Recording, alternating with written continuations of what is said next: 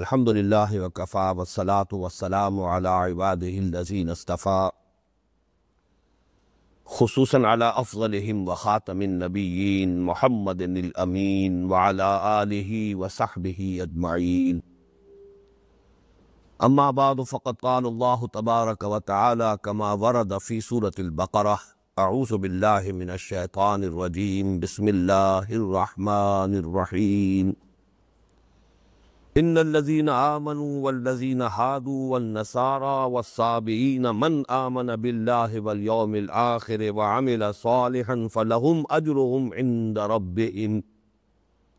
من آمن بالله واليوم الآخر وعمل صالحا فلهم أجرهم عند ربهم ولا خوف عليهم ولا هم يحزنون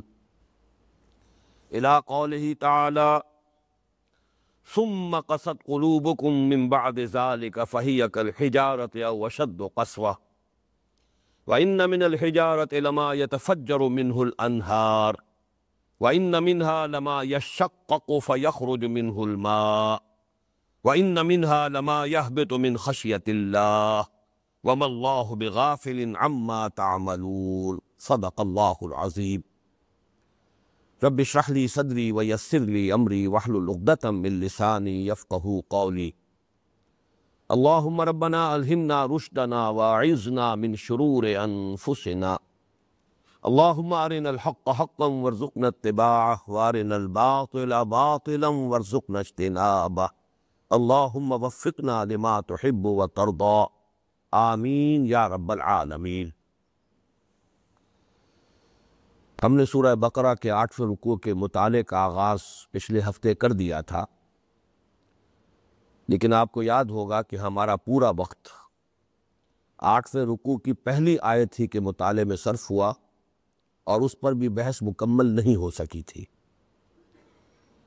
لیکن چونکہ ہمارے سلسلہ درس میں اکثر و بیشتر کچھ نہ کچھ سامعین نئے ہوتے ہیں، تو تھوڑی سی تمہیدی بات جو ہے وہ کہنی ناگزیر ہے۔ سورہ بقرہ میں جو 10 رکوع ہیں کہ جن میں براہ راست خطاب ہے بنی اسرائیل سے، 5ویں رکوع سے یہ شروع ہوتا ہے سلسلہ، اور ویسے تو 15ویں رکوع کے آغاز میں ختم ہوتا ہے، تو 10 رکوعوں سے بھی 2 آیتیں زیادہ ہیں۔ 15ویں رکوع کی بھی 2 آیتیں جو ہے اس سلسلہ کلام میں شامل ہیں، لیکن عرف عام میں یہی کہا جائے گا کہ 10 رکوع ہیں اس سورہ مبارکہ کے، اور آپ کو معلوم ہے کہ کل رکوع 40 ہیں، تو گویا کہ 1/4 جو ہے سورہ مبارکہ، سورہ بقرہ کا 1/4 حصہ بنی اسرائیل سے براہ راست خطاب پر مشتمل ہے۔ اس میں اولین تقسیم یہ ذہن میں رکھی ہے جو بار بار میں عرض کر چکا ہوں کہ پہلا رکوع جو 7 آیات پر مشتمل ہے وہ دعوت کا رکوع ہے۔ بنی اسرائیل کو محمد الرسول اللہ صلی اللہ علیہ وسلم اور قرآن حکیم پر ایمان کی دعوت دی گئی۔ یہ رکوع اس اعتبار سے بہت اہم ہے کہ آئندہ بھی، اب ظاہر بات ہے کہ نبی تو کوئی آنے والے نہیں ہیں، مسلمانوں میں بھی جب کوئی تجدیدی کوئی کوشش ہوگی، مسلمانوں میں پھر کوئی اللہ کے فضل و کرم سے اصلاح حال کے لیے کوئی جد و جہد ہوگی، اس لیے کہ ظاہر بات ہے کہ زوال آیا ہے اور زوال آتا رہا ہے۔ اسی لیے سلسلہ مجددین کی خبر دی تھی نبی اکرم صلی اللہ علیہ وسلم نے۔ سنن ابی داؤد کی یہ مشہور روایت ہے کہ ان اللہ یبعث فی هذه الامة علی راس کل 100 عام من یجدد لها دینہا۔ ختم نبوت سے جو خلا پیدا ہوا ہے اس کو اللہ تعالیٰ نے 3 چیزوں سے پر کیا ہے۔ پہلی بات یہ کہ قرآن کے متن کی حفاظت کا ذمہ لے لیا، اس میں کوئی تحریف نہیں ہو سکتی۔ انا نحن نزلنا الذکر وانا لہ لحافظون۔ دوسرے یہ کہ مجددین امت کا ایک سلسلہ، ہر صدی میں ایسے لوگ اٹھتے رہیں گے کہ دین کی تعلیمات پر جو بھی کوئی گرد و غبار دائیں بائیں سے ادھر ادھر سے آ کر جو اثرات ہوں گے ان کو ہٹا کر صاف کر کے جو دین کی اصل شکل ہے اسے دوبارہ دنیا کے سامنے پیش کر دیں گے۔ یہ مجدد ہے، تجدید، تازہ کر دینا، نیا کر دینا۔ اور تیسری ضمانت اللہ نے یہ دی ہے، حضور کی ایک حدیث اس میں بھی وارد ہوئی ہے کہ لا تزال فی امتی طائفۃ القائمین علی الحق، میری امت میں ایک جماعت ہمیشہ حق پر قائم رہے گی۔ نہیں ہوگا کہ دنیا حق سے بالکل خالی ہو جائے، وہ جماعت مختصر ہو، تھوڑی ہو، لیکن بہرحال ایک جماعت ہمیشہ حق پر ضرور قائم رہے. یہ تین چیزیں ہیں کہ جن سے اللہ تعالیٰ نے ختم نبوت سے، یعنی بعثت انبیاء کا سلسلہ جو ختم ہوا حضور صلی اللہ علیہ وسلم کی ذات مبارکہ پر، تو اس سے جو خلا پیدا ہوا ہے اس خلا کو ان تین باتوں سے پر کیا. اب ظاہر بات ہے جو بھی مجددین امت آئیں گے یا آتے رہے ہیں ان کا سابقہ ہوتا تھا مسلمانوں ہی سے، لیکن وہ مسلمان جو دین کی اصل روح سے بے خبر ہو گئے، بدعات میں مبتلا ہو گئے، توہمات میں مبتلا ہو گئے، دین پر صحیح جو روح ہے دین کی وہ ان پر واضح نہ رہی. اب ظاہر بات ہے کہ ان سے جب خطاب کریں گے وہ مجددین امت یا کرتے رہے ہیں تو اس کے لیے بھی اصول وہی ہوں گے کہ جو اس رکوع، پانچواں رکوع سورہ بقرہ کا جو ہے اس کی جو 7 آیات ہے، یہ اصل میں گویا کہ اس اعتبار سے بمنزلہ فاتحہ ہے. جیسے سورہ فاتحہ کی 7 آیات ہے، اسی طرح خطاب بنی اسرائیل کے ضمن میں بمنزلہ سورہ فاتحہ 5ویں رکوع کی 7 آیات ہیں. ریلائز کریں گے تو گویا کہ انہی میں یہ ہدایت مضمر ہے کہ جب بھی مسلمانوں میں کوئی تجدیدی کوشش ہو، مسلمانوں کو پھر دین کی اصل تعلیمات کی طرف رجوع کرنے کی دعوت دی جائے، تو اس دعوت کا انداز کیا ہوگا؟ وہ قرآن مجید میں اسی سورہ بقرہ کے 5ویں رکوع کی 7 آیات سے اس کا استنباط کیا جائے گا. تو 10 رکوعوں میں سے ایک رکوع جو ہے 7 آیات پر مشتمل، اس کو علیحدہ کر لیجئے. بقیہ 9 رکوع جو ہیں ان کے لیے اصطلاح میں استعمال کرتا رہا ہوں، یہ ملامت کے رکوع ہیں. ان میں ان کے جرائم کی فہرست دی گئی ہے، ان کی عملی گمراہیاں اور ان کی اعتقادی گمراہیاں، نظریاتی گمراہیاں، ان کی فہرست دی گئی ہے، اور جس کی پاداش میں گویا کہ وہ معزول کیے گئے اس منصب سے جس پر وہ 2000 برس تک فائز رہے. اس لیے کہ تورات جب عطا ہوئی ہے بنی اسرائیل کو تو یہ تقریباً 1400 قبل مسیح کا واقعہ ہے، اور قرآن مجید کا نزول شروع ہو رہا ہے 610 عیسوی میں. تو پورے 2000 برس کا فصل ہے بعثت محمدی صلی اللہ علیہ وسلم اور نزول تورات کے مابین. تو 2000 برس تک یہ امت جو ہے یہ اس روئے ارضی پر اللہ کی نمائندہ رہی ہے. دین خدا بندی انہی کے پاس تھا، شریعت خدا بندی کے حامل یہی تھے، کتابیں انہی کو دی گئی، ایک نہیں کئی کتابیں، تورات دی گئی، زبور دی گئی، انجیل دی گئی. یہ تو 3 تو کتابیں ہیں باقاعدہ. اس کے علاوہ ہر نبی کے لیے صحیفے ہیں، ہر نبی پر وحی آتی رہی ہے. چنانچہ اولڈ ٹیسٹمنٹ میں آپ دیکھتے ہیں نہ معلوم کتنے انبیاء کی کتابیں. بہرحال یہ جو وہاں سے اس منصب سے معزول کیے گئے تو گویا کہ فرد جرم ہے وہ کہ جو عائد کی گئی ہے ان پر، اور یہ 9 رکوعوں پر پھیلی ہوئی. اس میں ایک تقسیم میں نے پہلی مرتبہ اس کا تذکرہ کیا تھا پچھلے اپنے درس میں. ان 9 رکوعوں میں بھی پہلے 2 رکوع اس اعتبار سے ذرا مختلف مزاج کے، یعنی 6واں اور 7واں، کہ ایک تو یہ کہ ان میں صرف واقعاتی انداز میں بات ہو رہی ہے، جنرلائز نہیں کیا جا رہا. یعنی تاریخ بنی اسرائیل کے کچھ واقعات کا پے بپے تذکرہ ہوا 6 اور 7 رکوع میں، اور پھر یہ کہ شروع میں وہ آیت آئی یا بنی اسرائیل اذکروا نعمتی التی انعمت علیکم وانی فضلتکم علی العالمین، اور 7ویں رکوع میں اختتام ہوا وَضُرِبَتْ عَلَيْهِمُ الذِّلَّةُ وَالْمَسْكَنَةُ وَبَاءُوا بِغَضَبٍ مِّنَ اللَّهِ. تو معلوم ہوا کہ پورا مضمون ایک اعتبار سے جس کو ہم کہیں گے فرد جرم، یہ گویا کہ ان 2 رکوعوں میں مکمل ہو چکی ہے، ایک بحث جو ہے تکمیل کو پہنچ چکی ہے. اب جو ہم نے 8ویں رکوع سے مطالعہ شروع کیا ہے تو اس سے لے کے آخر تک ایک بات کو نوٹ کیجئے، میں نے پچھلی مرتبہ بھی تذکرہ کیا تھا کہ اس میں آپ کو تھوڑے تھوڑے وقفے کے بعد بنی اسرائیل پر جو بھی الزامات قرآن مجید عائد کر رہا ہے ان کا تذکرہ کرنے کے بعد پھر جنرلائز کیا جاتا ہے. ایسی عظیم آیات آتی ہیں کہ جو گویا کہ ابدی ہدایت کی حامل ہیں، اور یہ اصل میں پیشگی ہدایت کہہ لیجئے، تنبیہ کہہ لیجئے امت مسلمہ کے لیے کہ دیکھو جس مقام پر آج تم فائز کیے جا رہے ہو، تم سے پہلے 2000 برس تک بنی اسرائیل اسی منصب پر فائز رہے، ان میں یہ خرابیاں آئیں، تو دیکھو کہیں ایسا نہ ہو کہ تم بھی انہی نقش قدم پر چلو اور وہی خرابیاں تمہارے اندر پیدا ہو جائیں. اس اعتبار سے یہ اگرچہ ویسے تو یہ کہ روح سخن بنی اسرائیل کی طرف ہے، خطاب بنی اسرائیل سے ہے، لیکن میرے نزدیک اس کا اہم تر حصہ یہ ہے، اس کا مطالعہ کرتے ہوئے بقیہ جو 7 رکوع ہیں جو اب چل رہے ہیں، 8ویں رکوع سے لے کر اور 14ویں کے اختتام بلکہ 15ویں کے شروع تک، اس میں ہمیں اصل میں تو آئینہ دکھایا جا رہا ہے امت مسلمہ کے بھی آنے والی جو بھی ان میں گمراہیاں جو ہیں آنے والی ہوں گی، عملی اور اعتقادی اور نظریاتی اور علمی اور فکری، ان سب کی پیش کی تصویر دکھائی جا رہی ہے کہ یہ آئینہ ہے، اسی میں تم دیکھ سکتے ہو کہ وہی ساری خرابیاں تمہارے اندر بھی پیدا ہو گئی کہ جو بنی اسرائیل میں پیدا ہوئی تھی۔ اس حوالے سے اس حصے کو پڑھتے ہوئے یہ خیال نہیں ہونا چاہیے کہ یہ صرف کوئی پچھلی داستانیں ہیں، اساطیر الاولین ہیں، یہ صرف یہود سے گفتگو ہو رہی ہے۔ یہ گفتگو اصل میں گفتہ آیت در حدیث دیگراں، خوشتراں باشد کے سروے دل براں گفتہ آیت در حدیث دیگراں۔ اصل میں یہ گویا کہ گفتگو ہم سے ہو رہی ہے ان کے حوالے سے کہ ان کے ہاں یہ خرابیاں اس طور سے پیدا ہوئی، مبادا اے مسلمانوں تم بھی انہی گمراہیوں میں مبتلا ہو جاؤ۔ اب یہ میں نے پچھلی مرتبہ بھی لفظ استعمال کیا تھا آئرنی آف فیٹ۔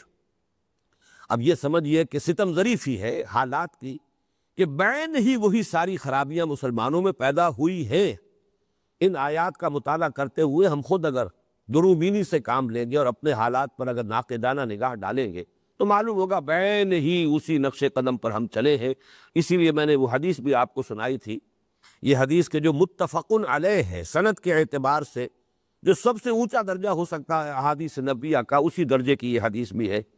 کہ بخاری اور مسلم دونوں میں موجود ہے۔ ان ابی سعید الخدری رضی اللہ عنہ ان رسول اللہ صلی اللہ علیہ وسلم قال لَتَتَّبِعُنَّ سُنَنَ مَنْ كَانَ مِنْ قَبْلَكُمْ شِبْرًا بِشِبْرٍ وَذِرَاعًا بِذِرَاعٍ حَتَّى لَوْ دَخَلُوا جُحْرَ ضَبٍّ لَتَبِعْتُمُوهُمْ قُلْنَا يَا رسول اللہ اليہود والنصارى قال فمن۔ حضرت ابو سعید خدری فرماتے ہیں رضی اللہ تعالی عنہ کہ حضور نے ارشاد فرمایا مسلمانوں تم بھی لازماً جو تم سے پہلے لوگ گزرے ہیں انہی کے نقش قدم پر چلو گے، بالشت کے ساتھ بالشت اور ہاتھ کے ساتھ ہاتھ۔ یہ گویا کہ محاورہ ہے کہ بعین ہی ان کے نقش قدم پر چلو گے۔ ان کا کوئی قدم بالشت بھر تھا تو تم بھی بالشت بھر قدم بڑھاؤ گے، اور کوئی ہاتھ بھر چھلانگ لگائی ہے انہوں نے تو تم بھی لگاؤ گے۔ حتیٰ لو دخلوا جوہر ضب، یہاں تک کہ اگر وہ گوہ کے بل میں داخل ہوئے تھے لَتَبِعْتُمُوهُمْ تو تم بھی ان کی پیروی کرو گے، تم بھی گوہ کے بل میں ضرور داخل۔ قلنا یا رسول اللہ، حضرت ابو سعید خدری فرماتے ہیں کہ ہم نے اس پر عرض کیا اللہ کے رسول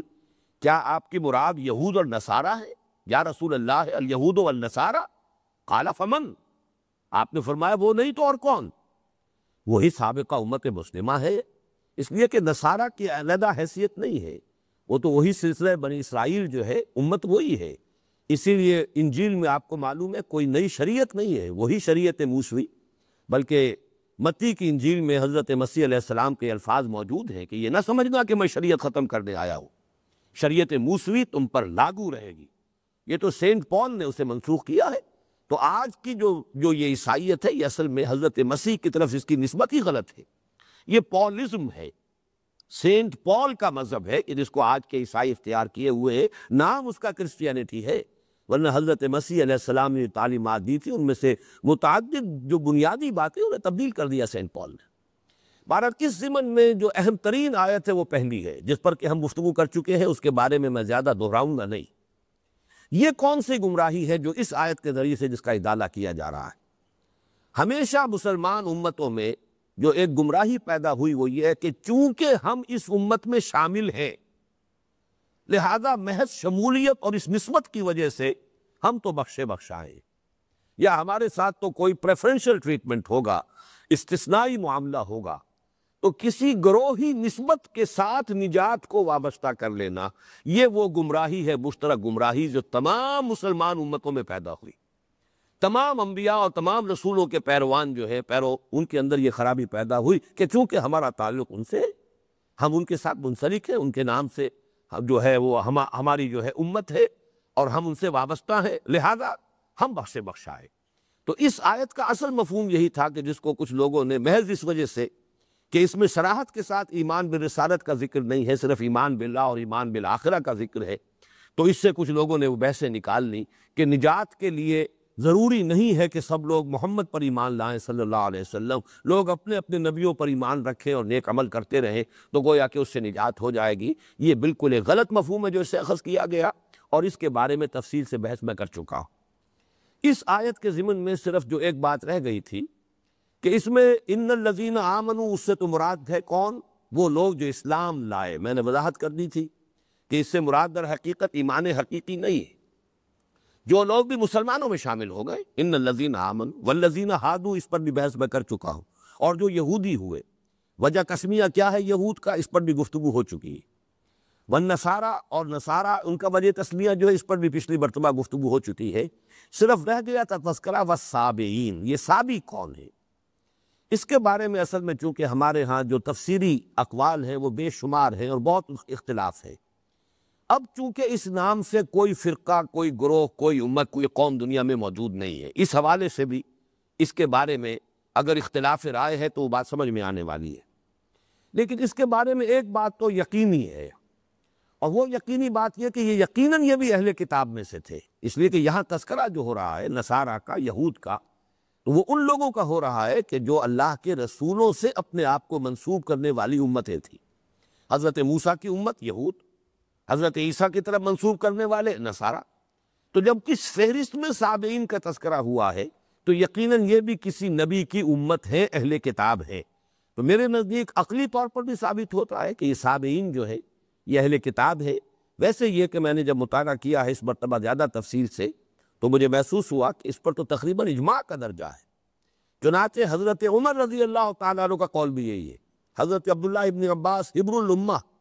کہ جو تفسیر کے ضمن میں یوں سمجھیے کہ سب سے بڑا مرجع ہے، اس لیے کہ تفسیری روایات اکثر و بیشتر وہی ہے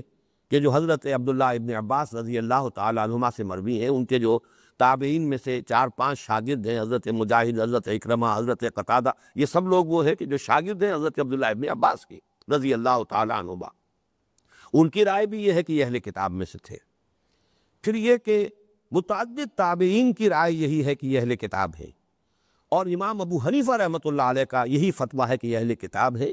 ان کا ذبیحہ جائز ہے، جیسے کہ یہود اور نصارہ کا ذبیحہ سورہ مائدہ کے صریح آیت کی روح سے جائز ہے۔ اسی طرح ان کی خواتین سے مسلمانوں کے لیے نکاح کرنا جائز ہے، جیسے کہ یہود اور نصارہ کی خواتین سے نکاح کرنا جائز ہے۔ اور یہ لوگ جو ہے اب دو رائے ملتی ہے۔ ایک تو یہ کہ یہ اپنے آپ کو حضرت یحییٰ علیہ السلام کی امت کہتے تھے، جو اب نہیں رہے دنیا میں،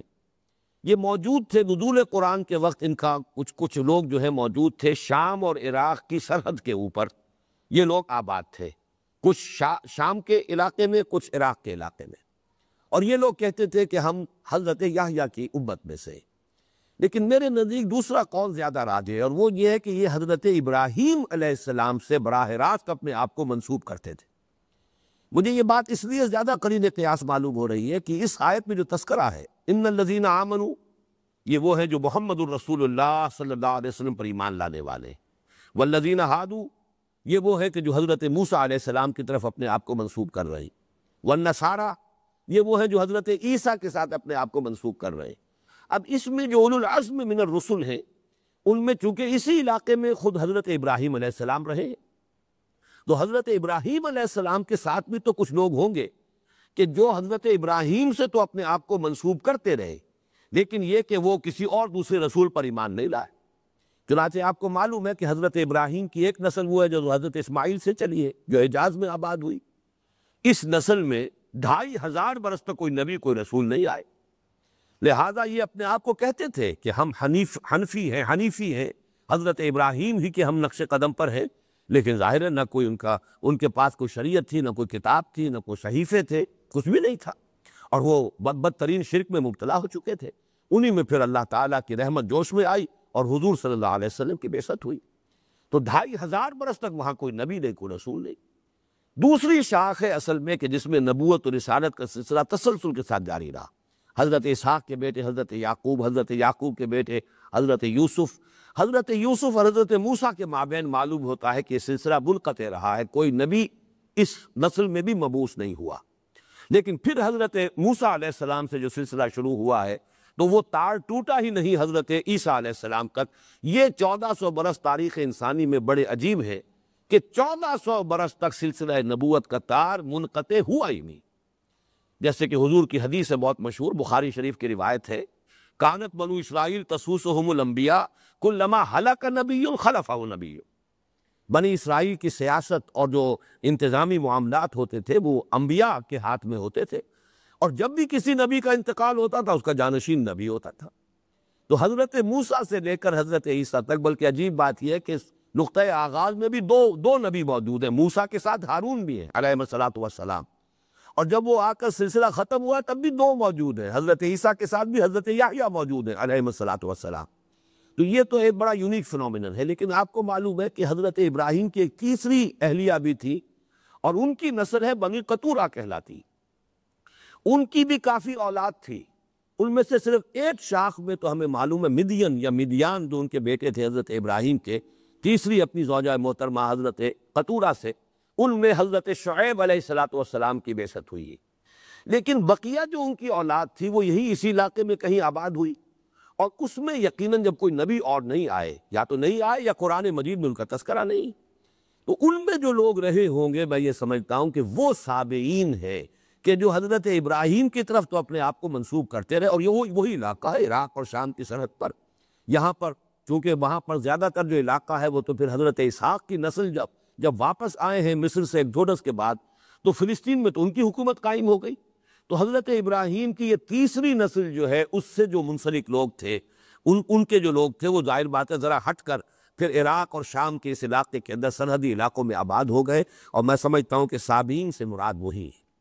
بہرحال یہ تھوڑی سی گفتگو میں چاہتا تھا سابعین کے بارے میں۔ اب آگے چلیے، ہم اس رکوع کا مطالعہ آگے کر رہے ہیں۔ باقی اس آیت کا اصل مفہوم کیا ہے؟ یقیناً ان الذین آمنوا، یقیناً وہ لوگ جو اسلام لائے، والذین ہادوا، اور جو یہودی ہوئے، والنصارى، اور جو نصرانی ہوئے، والسابعین، اور جو سابی رہے، من آمن باللہ، ان میں سے جو بھی ایمان لایا اللہ پر، اور یہاں پر اگر تھوڑے سے دو الفاظ کا اضافہ کر لیں، ان میں سے جو بھی اپنے اپنے وقت میں، اپنے اپنے دور میں، یہ دور جب تک حضرت مسیح نہیں آئے، یہ دور حضرت موسیٰ علیہ السلام کا چلا آ رہا ہے، اس میں جس نے بھی جو بھی یہودی تھے وہ اگر ایمان حقیقی سے بہرہ ہے، اللہ پر آخرت پر ایمان درست ہے، عمل صحیح ہے، تو ان کے لیے نہ کوئی خوف ہے نہ حزن ہے، لہم اجرہم عند ربہم۔ حضرت مسیح کی بعثت کے بعد حضور تک 600 برس یہ حضرت مسیح کا دور ہے۔ اس دوران میں جو بھی حضرت مسیح پر ایمان رکھتا تھا اور اللہ پر اور آخرت پر اس کا ایمان صحیح تھا، عمل درست تھے، لہم اجرہم عند ربہم ولا خوف علیہم ولا ہم یحزنون۔ گویا کہ محض ان کے ساتھ منسوب ہونا نجات کی ضمانت نہیں ہے، بلکہ اپنے اپنے رسولوں کے ساتھ نسبت کے ساتھ ساتھ اللہ اور آخرت پر صحیح ایمان، جس کے نتیجے میں عمل درست ہو جائے، یہ اصل شرط ہے۔ یہ بنائے نجات جو ہے وہ ایمان اور عمل صالح ہے۔ کسی گروہ کے ساتھ یا کسی شخصیت کے ساتھ وابستگی، کسی امت میں شامل ہونا، یہ نجات کی ضمانت نہیں۔ یہ اصل میں اس آیہ مبارکہ کا جو اصل حاصل ہے، لب لباب ہے۔ اب آگے چلیے، وَإِذْ أَخَذْنَا مِيثَاقَكُمْ وَرَفَعْنَا فَوْقَكُمُ الطُّورَ، اور یاد کرو جب کہ ہم نے تم سے عہد لیا تھا۔ میثاق، وثق کہتے ہیں کسی شے کو مضبوط کر لینا، اسی سے توثیق بھی آتی ہے، اردو زبان میں بھی استعمال ہوتا ہے میثاق، اور یہ مِوثاق اصل میں ہے، تو اس میں در حقیقت نتیجہ نکلتا ہے وہ شے کہ جو باندھ لے، یہ آلہ، اس میں آلہ بن گیا، اس میں آلہ ہے، مِوثاق باندھ لینے والی شے۔ تو اِذْ أَخَذْنَا مِيثَاقَكُمْ، اس لیے کہ معاہدہ جو ہوتا ہے وہ در حقیقت دو فریقوں کو جکڑ لیتا ہے، آپس میں باندھ دیتا ہے۔ وَإِذْ أَخَذْنَا مِيثَاقَكُمْ، اور یاد کرو اے بنی اسرائیل، جب کہ ہم نے تم سے تمہارا عہد لیا، وَرَفَعْنَا فَوْقَكُمُ الطُّورَ، اور ہم نے تم پر پہاڑ کو اٹھا دیا، خُذُوا مَا آتَيْنَاكُمْ بِقُوَّةٍ، تھامو مضبوطی کے ساتھ جو کچھ ہم نے تمہیں دیا ہے، خُذُوا لو، تھامو، پکڑو، ما آتیناکم جو کچھ ہم نے تمہیں دیا ہے، بقوت طاقت کے ساتھ، وَاذْكُرُوا مَا فِيهِ، اور یاد رکھو اس کو جو کچھ اس میں ہے، لعلکم تتقون، تاکہ تم نجات پاؤ، تاکہ تم بچ جاؤ، تاکہ تم متقی بن جاؤ۔ اس پر گفتگو بعد میں ہم کریں گے۔ یہ اصل میں اس واقعے کا تذکرہ ہو رہا ہے جب کہ تورات حضرت موسیٰ علیہ السلام کو دے دی گئی۔ اس کے بعد کے بعض مواقع جو ہے، واقعات جو ہے وہ تو 7ویں رکوع میں آ چکے ہیں، لیکن یہ کہ اب جو تذکرہ ہو رہا ہے کہ آخر کار اللہ تعالیٰ نے پھر جب وہ تورات دے کر پھر ایک قول و قرار دیا ہے بنی اسرائیل سے، اور یہ اس وقت دامن طور میں اس وقت ان کا ڈیرا تھا۔ مصر سے نکلنے کے بعد جو بھی یہ صحرائے سینا کے اندر، یوں سمجھیے کہ سینائی پیننسولا جو ہے یہ ٹرائنگل ہے، جیسے ہندوستان جو ہے جنوبی ہند وہ ایک ٹرائنگل بن جاتا ہے، تو جیسے اس کی لوئسٹ ٹپ ہے، اسی طریقے سے یہ جو ایک جزیرہ نما کہہ لیجئے، اور سینائی پیننسولا جو ہے اس کی جو جنوبی ٹپ ہے، یہاں پر وہ کوہ طور ہے، یہاں پر پڑاؤ رہا ہے، اور یہی سے پھر بلائے گئے تھے حضرت موسیٰ علیہ السلام طور پر، اور وہاں پر تورات انہیں دی گئی۔ واپس آئے ہیں۔ اب اس کے بعد جب قول و قرار ہو رہا ہے، اس لیے کہ تورات دی گئی حضرت موسیٰ علیہ السلام کو، لیکن اصل میں تو دی گئی ہے بنی اسرائیل کے لیے۔ اب ان سے قول و قرار لیا جا رہا ہے کہ تم اس کی پابندی کرو گے، مضبوطی سے تھامو گے، اس شریعت کو جو ہے اپنی زندگی میں لاگو کرو گے۔ اس قول و قرار کے وقت اللہ تعالیٰ نے خاص جو ہے شکل یہ کی کہ ایک رعب پیدا کرنے کے لیے، ان کے دلوں کے اندر خشیت پیدا کرنے کے لیے پہاڑ کو ان کے سروں پر بلند کر دیا۔ یہ معاملہ ذرا میں چاہتا تھا، وہ بات رہ گئی کہ ایک اصولی بات میں یہاں، چونکہ آج کے درس میں کئی واقعات آئیں گے جو خرق عادت ہے، عام طور پر ہونے والی باتیں نہیں ہیں۔ پورے پہاڑ کو لوگوں کے سروں پر اٹھا دینا، انسانوں کو بندروں کی شکل میں مشق کر دینا، یا جیسے آگے ایک واقعہ آئے گا کہ ایک مقتول کو ایک تھوڑی دیر کے لیے زندہ کر دینا تاکہ وہ اپنے قاتل کا پتہ بتا دے۔ یہ سارے واقعات وہ ہے کہ جو خرق عادت جنہیں ہم کہتے ہیں۔ عام طور پر ایک لفظ ہمارے ہاں معجزے کا استعمال ہوتا ہے، لیکن معجزہ جو ہے وہ ایک خاص قسم کا خرق عادت ہے۔ عادت سے مراد ہے جو نیچرل لاز ہے اس دنیا کے، جو گورن کر رہے ہیں، فزیکل کیمیکل لاز جس سے یہ دنیا چل رہی ہے، لاز آف دی نیچر۔ جہاں کہیں بھی وہ لا آف دی نیچر کے خلاف کوئی کام ہو رہا ہے، جیسے کہ پانی اپنی سطح برقرار رکھتا ہے، یہ لا آف دی نیچر ہے، لیکن یہ کہ حضرت موسیٰ کا عصا جو ہے سمندر پر پڑا اور دریا جو ہے یا سمندر پھٹ گیا، دو حصوں کے اندر بالکل دو ٹینوں کی طرح دو حصے کھڑے ہو گئے۔ یہ خرق عادت ہے۔ خرق کے معنی پھاڑ دینا، کاٹ دینا، توڑ دینا۔ اخرقتھا لتغرق اہلھا، حضرت موسیٰ علیہ السلام کا جو واقعہ ہوا تھا حضرت خضر کے ساتھ، تو انہیں جب کشتی کو حضرت خضر نے کشتی کا ایک تختہ توڑ دیا تھا، تو وہاں وہ لفظ آتا ہے خرقتھا لتغرق اہلھا، آپ نے کشتی کا جو ایک تختہ توڑ دیا۔ کیا چاہتے ہیں آپ چاہتے ہیں کہ اس کشتی میں جو لوگ سوار ہیں انہیں غرق کر دیں؟ تو خرق کہتے ہیں پھاڑ دینا، توڑ دینا، اور خرق عادت یعنی جو لاز آف دی نیچر ہیں انہیں پھاڑ دینا، توڑ دینا۔ عام عادی قانون کے برعکس کوئی شے ظہور میں آئے گی، اسے خرق عادت کہیں گے۔ وہ خرق عادت جب کبھی نبی کے ہاتھ سے ہوتا ہے اور دعوے کے ساتھ ہوتا ہے، اسے معجزہ کہتے ہیں۔ معجزہ بنا ہے اعجاز سے، کسی کو عاجز کر دینا، عاجز کر دینا، بے بس کر دینا۔ معجزہ وہ چیز ہے جو مخالفین کو بے بس کرنے کے لیے اللہ تعالیٰ کی طرف سے خرق عادت کسی نبی کے ذریعے سے ظاہر ہوتا تھا۔ جیسے کہ حضرت صالح علیہ السلام کی قوم نے مطالبہ کیا تھا کہ ہم مان لیں گے آپ کو کہ آپ اللہ کے رسول ہیں، اگر ہماری نگاہوں کے سامنے ابھی سامنے چٹان میں سے ایک گابھن اونٹنی برآمد ہو جائے، یہ ہمارا مطالبہ ہے، یہ معجزہ آپ دکھا دی۔ یہ گویا کہ یہ ایک نشانی انہوں نے طلب کی، اللہ تعالیٰ نے ان کی بات مان لی اور وہ گابھن اونٹنی جو ہے برآمد ہو گئی۔ اب گویا کہ وہ عاجز آ گئے، اب ان کے پاس کوئی اب دلیل نہیں تھی، کوئی بہانہ نہیں تھا کہ حضرت صالح کی دعوت کو وہ رد کر سکے۔ تو معجزہ وہ خرق عادت ہے جو کوئی نبی یا رسول دعوے کے ساتھ دکھاتا ہے۔ عام خرق عادت عام لوگوں کے ذریعے سے بھی اللہ تعالیٰ کبھی کبھی، جنہیں ہم کرامات کہتے ہیں، اللہ تعالیٰ اپنے نیک بندوں کے ذریعے سے بعض اوقات ایسی چیز ظاہر کروا دیتے ہیں کہ جو عام حالات میں سمجھ میں نہیں آتی، اس کی کوئی توجیہ ممکن نہیں ہے، تو اس کو کسی بھی غیر نبی کے لیے اسے کرامات کہا جاتا ہے۔ وہ کرامت ہے، اللہ تعالیٰ کسی کی عزت اور اعزاز کے لیے اس کے ذریعے سے کوئی ایسی شے ظاہر کر دی، لیکن اس میں کبھی دعویٰ نہیں ہوگا، اس لیے کہ وہ جو نبی کا معاملہ ہوتا ہے وہ تو پھر مطالبے کے مطابق اور دعوے کے ساتھ کہ یہ میں جو پیش کر رہا ہوں، جیسے کہ حضرت موسیٰ علیہ السلام نے دعوے کے ساتھ دو نشانیاں پیش کی، اپنا عصا ہے اور اپنا وہ جو آپ کا دست مبارک جو ہے وہ ید بیضا اور عصا موسیٰ، یہ دو معجزے، یہاں تک کہ مقابلہ کرنے کا معاملہ ہوا ہے اور جادوگروں سے آپ نے مقابلہ کیا، وہ دعوے کے ساتھ ہوتا ہے۔ لیکن اولیاء اللہ کی کرامات میں کہیں کوئی دعویٰ نہیں ہوتا، کہیں وہ یہ نہیں کہتے کہ یہ ہم نے اپنے اختیار سے کیا، یہ دعوے کے ساتھ ہم اس کو پیش کر رہے ہیں۔ بہرحال یہ جو خرق عادت کے واقعات آ رہے ہیں بنی اسرائیل کی تاریخ میں، تو ہمارے جدید مفسرین کا رجحان میں نے یہ دیکھا ہے کہ وہ ان کی کسی نہ کسی طرح سے کوشش کرتے ہیں کوئی ایسی تعویل ہو جائے کہ جو عام جو فزیکل لاز ہیں ان کے مطابق نظر آئے، اس سے ہٹ کر نظر نہ آئے۔ یہ در حقیقت رجحان میرے نزدیک بنیادی طور پر غلط ہے، اگر اصولی طور پر ایک بات سمجھ لی جائے، اور وہ بات یہ ہے کہ نسل انسانی کے دور کا جو بھی ارتقاء ہوا ہے ذہنی، اس کے دوران اللہ کا یہ معاملہ جو ہے اصول کے اعتبار سے سامنے رکھیے کہ جب کہ ابھی نسل انسانی بحیثیت مجموعی عہد طفولیت میں تھی ذہنی اعتبار سے، تو اس وقت جو ہے ان کے لیے عقل اور حکمت کی باتوں کو سمجھنا ممکن نہیں تھا۔ ابھی وہ ذہنی اعتبار سے میچور نہیں تھے، ابھی بحیثیت مجموعی نوع انسانی اس سطح پر نہیں پہنچی تھی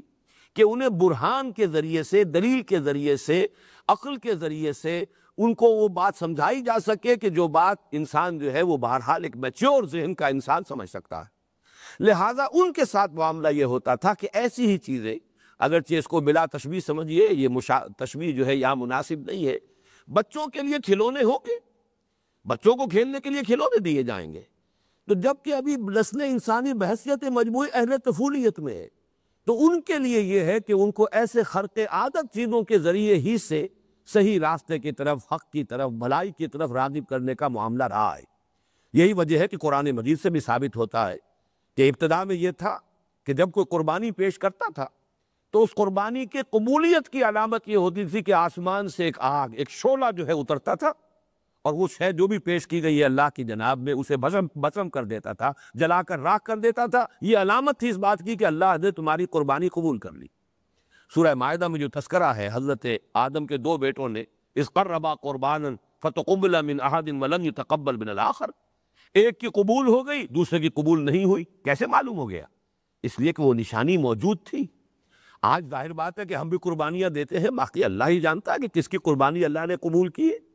یا کہ انسان کا اپنا دل جو ہے گواہی دے سکتا ہے، اور یا یہ کہ اللہ کے علم میں ہے بس۔ لیکن یہ کہ اس وقت اس طریقے سے ایک باقاعدہ علامت ظاہری کے ذریعے سے اس کی قبولیت کا اعلان ہو جاتا تھا۔ اسی طرح کا معاملہ ہے کہ حضور صلی اللہ علیہ وسلم کو حصی معجزہ کوئی نہیں دیا گیا، اس لیے کہ اب نسل انسانی جو ہے وہ عہد طفولیت سے نکل چکی ہے، میچور ہو چکی ہے، بالغ ہو چکی ہے، عاقل ہو چکی ہے۔ لہذا حضور کا سب سے بڑا معجزہ یہ قرآن ہے، یہ مانوی معجزہ ہے، یہ حصی معجزہ نہیں ہے۔ حصی معجزے کے جو آنکھوں سے دیکھے جائیں خرق عادت کے واقعات، وہ تو چوٹی کے وہ تھے جو حضرت عیسیٰ علیہ السلام کو دے دیے گئے، اس سے آگے کوئی حصی معجزہ ہو ہی نہیں سکتا۔ گارے سے ایک پرندے کی شکل بنائی، پھونک ماری، اڑتا ہوا پرندہ ہو گیا۔ آپ سمجھیے خلق حیات، اب اس سے آگے کون سی بات ہوگی؟ یا مردہ لاش پڑی ہے، قم باذن اللہ کہا ہے اور وہ کھڑا ہو گیا، اب اس سے آگے کون سا معجزہ ہوگا؟ احیاء موتا، خلق حیات۔ ایک بالکل مادر ذات جو ہے وہ اندھا ہے، پیدائشی اندھا ہے، اس کے آنکھوں پہ ہاتھ پھیرا اور وہ اس کی آنکھیں دیکھنے لگ گئی، اس کی جو بھی بصارت ہے وہ اسے مل گئی۔ یا کوڑھی ہے، ہمیشہ کا مریض، کوڑ کے اندر مبتلا، اس کے جسم پر ہاتھ پھیرا، اس کا کوڑ ختم ہو گئی۔ یہ جو معجزات ہیں، حصی معجزات کہ جو آنکھوں سے دیکھے جا سکے، یہ چوٹی کے وہ ہیں جو حضرت مسیح کو دیے جا چکے۔ اور اس کے ساتھ نوٹ کر لیجیے حضرت مسیح کا انجیل میں قول ہے کہ جہاں تک عقل و حکمت کی باتیں ہیں ان کے بارے میں خود فرما گئے اپنے لوگوں سے، حواریین سے، ابھی مجھے تم سے اور بھی باتیں کہنی تھیں لیکن ابھی تم ان کا تحمل نہیں کر سکو گے۔ جب وہ فارکلیت آئے گا صلی اللہ علیہ وسلم، یہ حضور کی پیشن گوئی کے لیے ہے، پیراکلیٹ یا پیریکلوٹوس، یہ مختلف الفاظ بدلتے رہے ہیں وہ لوگ، لیکن یہ کہ یہ لفظ جو ہے موجود ہے۔ جب وہ آئے گا تو تمہیں سب کچھ بتائے گا، یعنی 600 برس ابھی باقی ہے تمہاری میچورٹی میں، نسل انسانی کی بحیثیت مجموعی عقلی بلوغ کے اندر ابھی 600 برس باقی ہے۔ جب محمد آئیں گے صلی اللہ علیہ وسلم تو پھر ساری دانائی کی باتیں اور عقل اور حکمت کی ساری باتیں، یہی وجہ ہے کہ 4 جگہ قرآن مجید میں، کم سے کم 3 جگہ حکمت کی تعلیم کو حضور کے جو افعال چہارگانہ ہے ان میں آخری کہا گیا۔ هو الذی بعث فی الامیین رسولا منہم یتلو علیہم آیاتہ ویزکیہم ویعلمہم الکتاب والحکمہ۔ یہ تعلیم حکمت جو ہے یہ گویا کہ محمد الرسول اللہ صلی اللہ علیہ وسلم کی تعلیم و تربیت کا سب سے اونچا مرحلہ ہے۔ یہ گویا کہ یوں سمجھیے کہ اسپیشلائزیشن ہے، یہاں تو یوں یہ تخصص کا درجہ جو ہے اس امت کے اندر محمد الرسول اللہ صلی اللہ علیہ وسلم کی تعلیم اور تربیت کا وہ درجہ حکمت ہے، اس لیے کہ اب نسل انسانی بحیثیت مجموعی اتنی میچور ہو چکی ہے۔ لہذا اس قسم کے واقعات میں خرق عادت چیزوں کی توجیہ کرنے کی، دائیں سے بائیں سے، ادھر سے ادھر سے، توڑ بروڑ کے، یہ جن کے ہاں بھی آپ پائیں، اگر اس اصول کو دیکھ لیں کہ اس دور میں یہ باتیں ہوتی تھیں اور اس وقت نسل انسانی ابھی چونکہ ذہنی طور پر بلوغ کے اس مرحلے کو نہیں پہنچی تھی، لہذا خرق عادت ہی کے ذریعے سے انہیں زیادہ مائل کرنا حق کی طرف اور سیدھے راستے کو اختیار کرنے کی طرف، یہ وہ معاملہ تھا جو اللہ تعالیٰ نے اختیار فرمایا۔ یہی وجہ ہے کہ جب انہیں شریعت دی گئی، کتاب دی گئی، اب جب ان سے قول و قرار لیا گیا تو اس وقت کوہ طور کو ان کے سروں پر معلق کر دیا گیا۔ اب اس کی بعض مفسرین نے تعویل کی ہے کہ بس زلزلہ سا آیا تھا اور زلزلے کی وجہ سے انہیں ایسا محسوس ہوا تھا کہ شاید یہ پہاڑ ہم پر گر جائے گا. حالانکہ جو الفاظ ہیں وہ اس قدر کھلے ہیں کہ ان میں اس قدر کی اس قسم کی تعویل کرنا، جیسے بعض لوگوں نے حضرت موسیٰ علیہ السلام کے عصا سے جو سمندر پھٹا تھا، اب وہ ان کو بھی کہا انہوں نے کہ یہ ایک مد و جزر کا معاملہ تھا. جیسے کہ جوار بھاٹا ہوتا ہے، اتار چڑھاؤ ہوتا ہے. جب حضرت موسیٰ اور ان کی قوم آئے وہاں ساحل پر تو وہ سمندر اترا ہوا تھا، خشکی نکلی ہوئی تھی، وہ پار کر گئے. لیکن جب فرعون اور اس کا لشکر آئے تو اب وہ جو ہے وہ مد پر تھا، وہ جزر کے بجائے اب مد پر آ گیا تھا، غرق ہو گئے. لیکن یہ توجیہ کرنا جبکہ قرآن مجید کے الفاظ یہ ہے فَانْفَلَقَ الْبَحْرُ فَكَانَ كُلُّ فِرْقٍ كَالطَّوْدِ الْعَظِيمِ، سمندر پھٹ گیا اور ہر حصہ ایسے ہو گیا جیسے کہ ایک چٹان کے مانند کھڑا. یہ الفاظ قرآن کے. اب یہ الفاظ اس تعویل کے متحمل نہیں. اسی طریقے سے یہ الفاظ جو ہیں وَإِذْ أَخَذْنَا مِيثَاقَكُمْ وَرَفَعْنَا فَوْقَكُمُ الطُّورَ، ہم نے اٹھا لیا تمہارے سروں کے اوپر پہاڑ کو، خُذُوا مَا آتَيْنَاكُمْ بِقُوَّةٍ، اور ہم نے کہا ان سے کہ اب پکڑو اس کو مضبوطی کے ساتھ، تھامو اسے، تمسک، اس کے ساتھ تمہارا تمسک ہونا چاہیے. وَاذْكُرُوا مَا فِيهِ، اور اس کتاب جو تمہیں دی جا رہی ہے تورات، یاد رکھو اسے، مستحضر رکھو اسے حفظ جان بناؤ، اسی کے مطابق تمہیں عمل کرنا ہے. لعلکم تتقون، تاکہ تم بچ سکو یا تم تقوی کی روش اختیار کر سکو. یہ بات بھی نوٹ کیجئے، قرآن مجید میں جیسا کہ بارہا میں نے کہا ہے اہم مضامین کم سے کم 2 جگہ ضرور آئیں گے. اب دیکھیے اس کی مثال نوٹ کر لیجئے. یہی مضمون سورہ اعراف کی آیت نمبر 171 میں آیا. وہاں ہے وَإِذْ نَتَقْنَا الْجَبَلَ فَوْقَهُمْ، جبکہ ہم نے اٹھا لیا پہاڑ کو ان کے اوپر، كَأَنَّهُ ظُلَّةٌ، جیسے کہ سائبان ہو. اب دیکھیے یہاں جیسے وہ آیت ہے کَانَ كُلُّ فِرْقٍ كَالطَّوْدِ الْعَظِيمِ،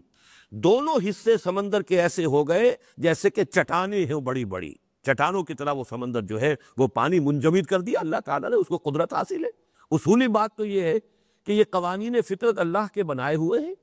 ان کو بنا کر اللہ تعالیٰ جو ہے معطل نہیں ہو گیا، اس کی قدرت جو ہے سلب نہیں ہو گئی. وہ یہ نہیں ہے کہ ہمیشہ کے لیے پابند ہو گیا اپنے قانون کا. وہ جب چاہے قانون توڑ کر اپنے خصوصی اختیار سے جو چاہے ظاہر کر دے، جو چاہے جو اس کا جو ہے ظہور فرما دے. اس اصول کو جان لیجئے تو پھر یہ کہ کہیں الجھن نہیں ہوگی. وہاں بھی اسی لیے اس تعویل کا راستہ روک دیا. کان کل فرق کالطود العظیم، دونوں حصے ایسے ہو گئے جیسے کہ بڑی چٹانیں ہو. اب یہاں بھی دیکھیے وَإِذْ نَتَقْنَا الْجَبَلَ فَوْقَهُمْ كَأَنَّهُ ظُلَّةٌ، جبکہ اٹھا لیا ہم نے ان کے اوپر پہاڑ کو بالکل ایسے جیسے سائبان ہوتا ہے. اب اس کے لیے تعبیر کرنا کہ زلزلہ تھا، اور زلزلے میں تو محسوس ہی ایسے ہوتا ہے کہ جیسے کوئی شے تمہارے اوپر گر پڑے گی، ابھی دیوار آ پڑے گی، چھت گر جائے گی. تو یہ ساری تعویلات در حقیقت اس ایک اصول کو پہلے سمجھ لے کہ یہ نسل انسانی کے عہد طفولیت کا تذکرہ ہو رہا ہے. اس وقت قدم قدم پر خرق عادت ہوتا تھا،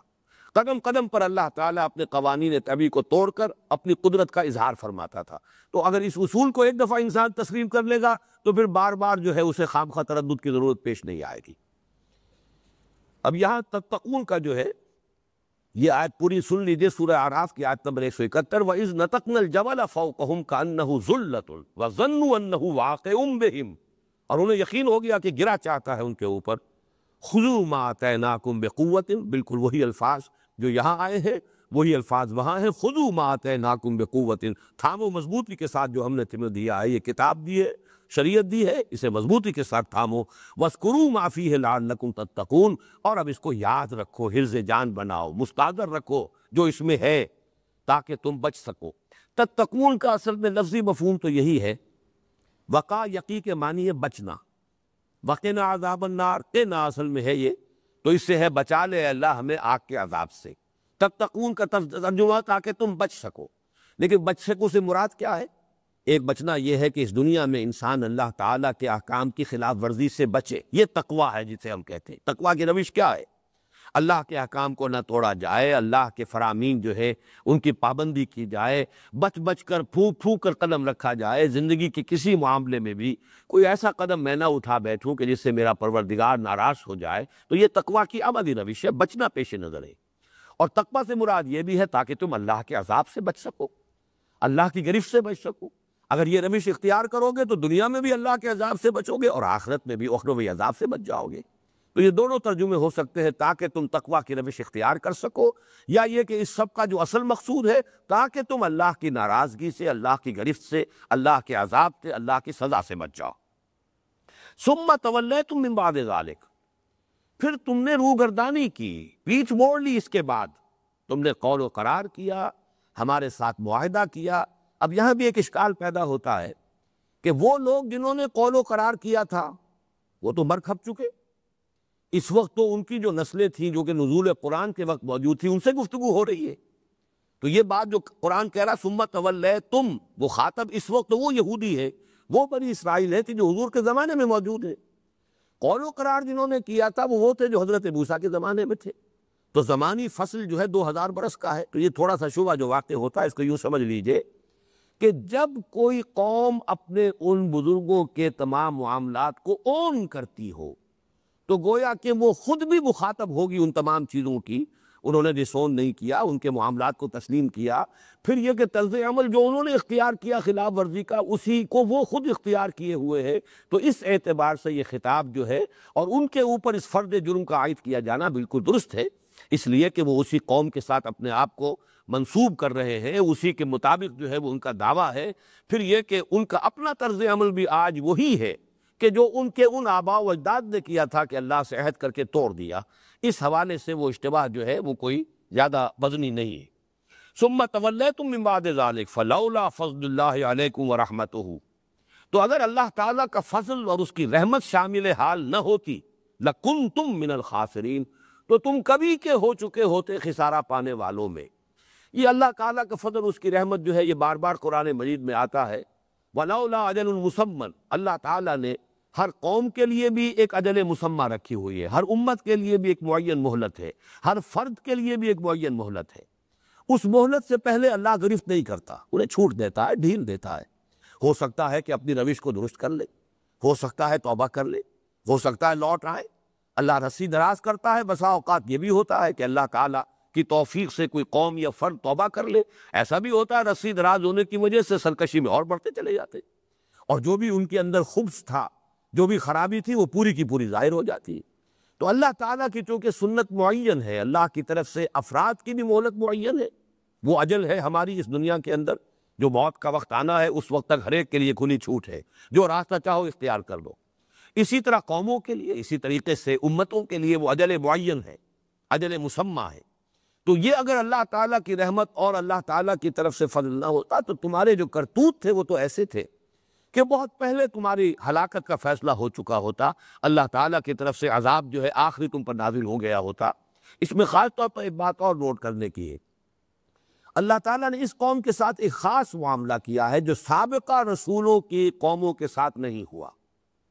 حضرت نوح علیہ السلام کی قوم نے حضرت نوح علیہ السلام کی دعوت کو رد کیا، ان کے نگاہوں کے سامنے قوم ہلاک کر دی گئی، غرق کر دی گئی۔ حضرت ہود علیہ السلام کی قوم نے حضرت ہود کی دعوت کو قبول کرنے سے انکار کیا، ملیاں بیٹ کر دی گئی، انہی کی زندگی کے اندر ملیاں بیٹ کر دی گئی، انہیں مزید مہلت نہیں دی گئی۔ حضرت صالح کی قوم کا بھی یہی حشر ہوا، حضرت لوط کو بھیجا گیا سدوم اور عامورہ کی بستیوں کی طرف، اس کے رہنے والوں کا یہی حشر ہوا۔ حضرت شعیب علیہ السلام کی قوم جو تھی اس کا یہی حشر ہوا۔ حضرت موسیٰ ان کے ساتھیوں کی نگاہوں کے سامنے آل فرعون جو ہے، فرعون اور آل فرعون غرق کیے گئے۔ لیکن یہود کے ساتھ ایک رعایت ہوئی ہے اللہ کی، اللہ تعالیٰ کی یہ رعایت جو ہے اگرچہ اس کا جو نتیجہ نکلنے والا ہے وہ تو جو میری کتاب ہے سابقہ اور موجودہ مسلمان امتوں کا ماضی، حال اور مستقبل، تفصیل سے میں یہ چیزیں لکھ چکا ہوں، لیکن یہ کہ یہ معاملہ کسی اور قوم کے ساتھ نہیں ہوا ہے۔ اب اسے چاہے آپ پریفرنشل ٹریٹمنٹ کہہ لیں، وَأَنِّي فَضَّلْتُكُمْ عَلَى الْعَالَمِينَ کا ایک مظہر یہ بھی ہے کہ اس قوم کو حضرت مسیح علیہ السلام کی بعثت کے بعد ہلاک ہو جانا چاہیے تھا۔ قانون خداوندی یہی رہا،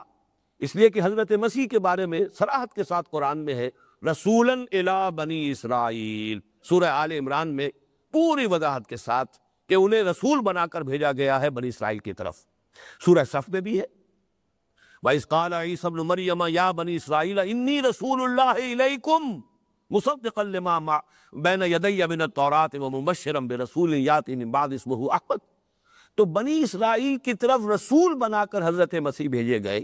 اور حضرت مسیح کی نہ صرف یہ کہ انہوں نے دعوت قبول نہیں کی بلکہ اپنے بس پڑتے تو انہیں سولی پر چڑھا دیا۔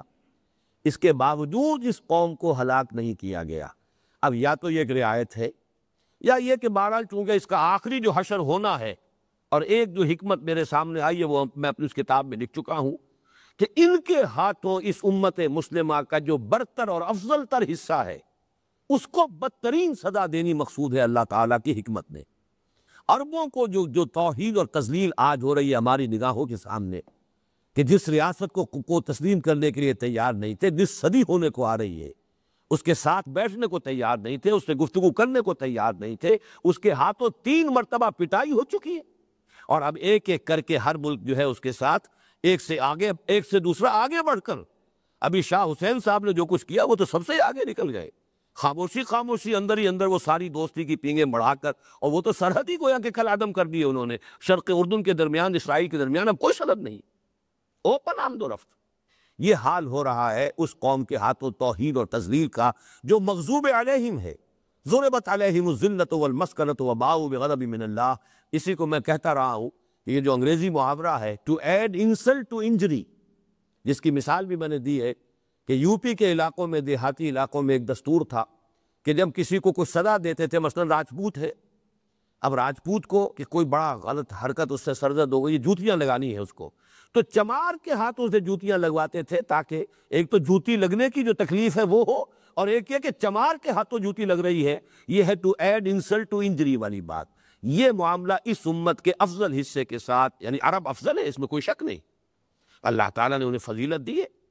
وہ امیین ہیں، حضور ان میں سے تھے صلی اللہ علیہ وسلم، یہ رتبہ بلند ملا جس کو مل گیا ہر مدعی کے واسطے دار و نسل کہا، حضور انہی میں سے تھے۔ پھر ان کی زبان میں یہ کتاب موجود ہے، ہمیں تو چٹائی توڑ تعلیم حاصل کرنی پڑتی اس کتاب کو سمجھنے کے لیے، ان کی مادری زبان میں یہ کتاب موجود۔ پھر جو ان کے کرتوت ہیں، جو ان کا طرز عمل ہے، ان کا رخ جو ہے جدھر ہے، جس طرح اللہ کی کتاب کو انہوں نے اپنی پیٹھوں کے پیچھے پھینکا ہے، نبذ فریق من الذین اوتوا الکتاب کتاب اللہ وراء ظہورہم، تو اس کی سزا جو ہے آج شاید اسی لیے ان کو باقی رکھا گیا کہ اس امت مسلمہ، امت محمد صلی اللہ علیہ وسلم کے افضل حصے کی پٹائی، اور ان پر جو اللہ تعالیٰ کا عذاب آنا وہ ان کے ہاتھوں آئے گا۔ اس کے بعد ان کی آخری جو ہے وہ ایکسٹرمینیشن، اور وہ حضرت مسیحی کے ہاتھوں ہوگی، وہ قانون خدابندی پورا ہوگا، جیسے حضرت نوح کی نگاہوں کے سامنے ان کی پوری قوم غرق ہوئی، حضرت ہود کے عین اپنے سامنے ان کی پوری قوم جو ہے وہ ہلاک کی گئی، حضرت صالح کے سامنے ان کی قوم ہلاک کی گئی، حضرت لوط علیہ السلام کی موجودگی میں، بلکہ یہ کہ ذرا انہیں کہہ دیا گیا تھا کہ یہاں سے چلے جاؤ، ورنہ یہ ہے کہ ان کی زندگی ہی میں وہ پوری دونوں بستیاں ختم ہوئی، اور حضرت موسیٰ کے تو عین نگاہوں کے سامنے آل فرعون غرق کیے گئے۔ اسی طریقے سے حضرت عیسیٰ کے ہاتھوں ہی یہ قوم ہلاک ہونی ہے، حضرت عیسیٰ علیہ السلام کو دوبارہ آنا ہے، زندہ آسمان پر اٹھائے گئے ہیں، اور آخری دور پہ یہ واقعات جو ہے اس کے لیے سٹیج بالکل تیار ہو رہا ہے۔ تمہید جس کو کہتے ہیں، تمہید کہتے ہی اسے ہے بستر بچھانا، مہدت لہو تمہیدا، اس کے لیے میں نے پوری طرح راہ جو ہے ہموار کر دی ہے، ان حالات و واقعات کے لیے سٹیج تیار ہو رہا ہے، بلکہ ہو چکا ہے۔ بہرحال اس کو نوٹ کر لیجئے، ثم تولیتم من بعد ذلک فلولا فضل اللہ علیکم ورحمتہ لکنتم من الخاسرین۔ اب دوسرا واقعہ آ رہا ہے ان کی تاریخ کا، وَلَقَدْ عَلِمْتُمُ الَّذِينَ اعْتَدَوْا مِنْكُمْ فِي السَّبْتِ فَقُلْنَا لَهُمْ كُونُوا قِرَدَةً خَاسِئِينَ فَجَعَلْنَاهَا نَكَالًا لِمَا بَيْنَ يَدَيْهَا وَمَا خَلْفَهَا وَمَوْعِظَةً لِلْمُتَّقِينَ۔ اور تم خوب جانتے ہو، وَلَقَدْ عَلِمْتُمْ، یہ اندازہ تو خوب جانتے ہو، یہ واقعہ جو ہے ان کی تاریخ کا معلوم ہوتا ہے کہ بنی اسرائیل میں پوری طرح معروف تھا، مشہور تھا، لوگ جانتے تھے کہ یہ واقعہ ہمارے ایک حصے کے ساتھ، ایک قبیلہ ان کا جو ہے آباد تھا، اور حضرت داؤد علیہ السلام کے عہد کے اندر ہی یہ واقعہ پیش آیا ہے۔ حضرت داؤد کا زمانہ حضرت مسیح سے 1000 برس قبل کا زمانہ ہے۔ اس زمانے میں ان کی بنی اسرائیل کا کوئی ایک قبیلہ آباد تھا، جو اب جو شہر ایلات ہے، ایلات یا ایلا یا عقبہ، اسی کا جو ہے صدر ناصر صاحب نے بلاکیڈ کیا تھا، تو 1967 کی جنگ ہوئی تھی۔ 1967 کی عرب اسرائیل جنگ جو ہے کیوں ہوئی، ٹریگر کیوں ہوئی، اس کا واقعہ یہی تھا کہ ایلات کا بلاکیڈ کیا صدر ناصر نے۔ یہ اصل میں اسرائیل کا واحد راستہ تھا کہ جو بحیرہ قلزم سے اس کے پاس جو ساز و سامان آتا تھا، یہ ایک ہی بندرگاہ اس کی تھی، باقی تو بندرگاہیں جو بھی ہیں وہ بحیرہ روم کے ساتھ ہے، لیکن یہ کہ جنوب کے ٹپ پر جو اس کی تھی، اسرائیل کی بالکل جنوبی سرحد کے ساتھ یہ ایلا یا ایلات کی بندرگاہ ہے،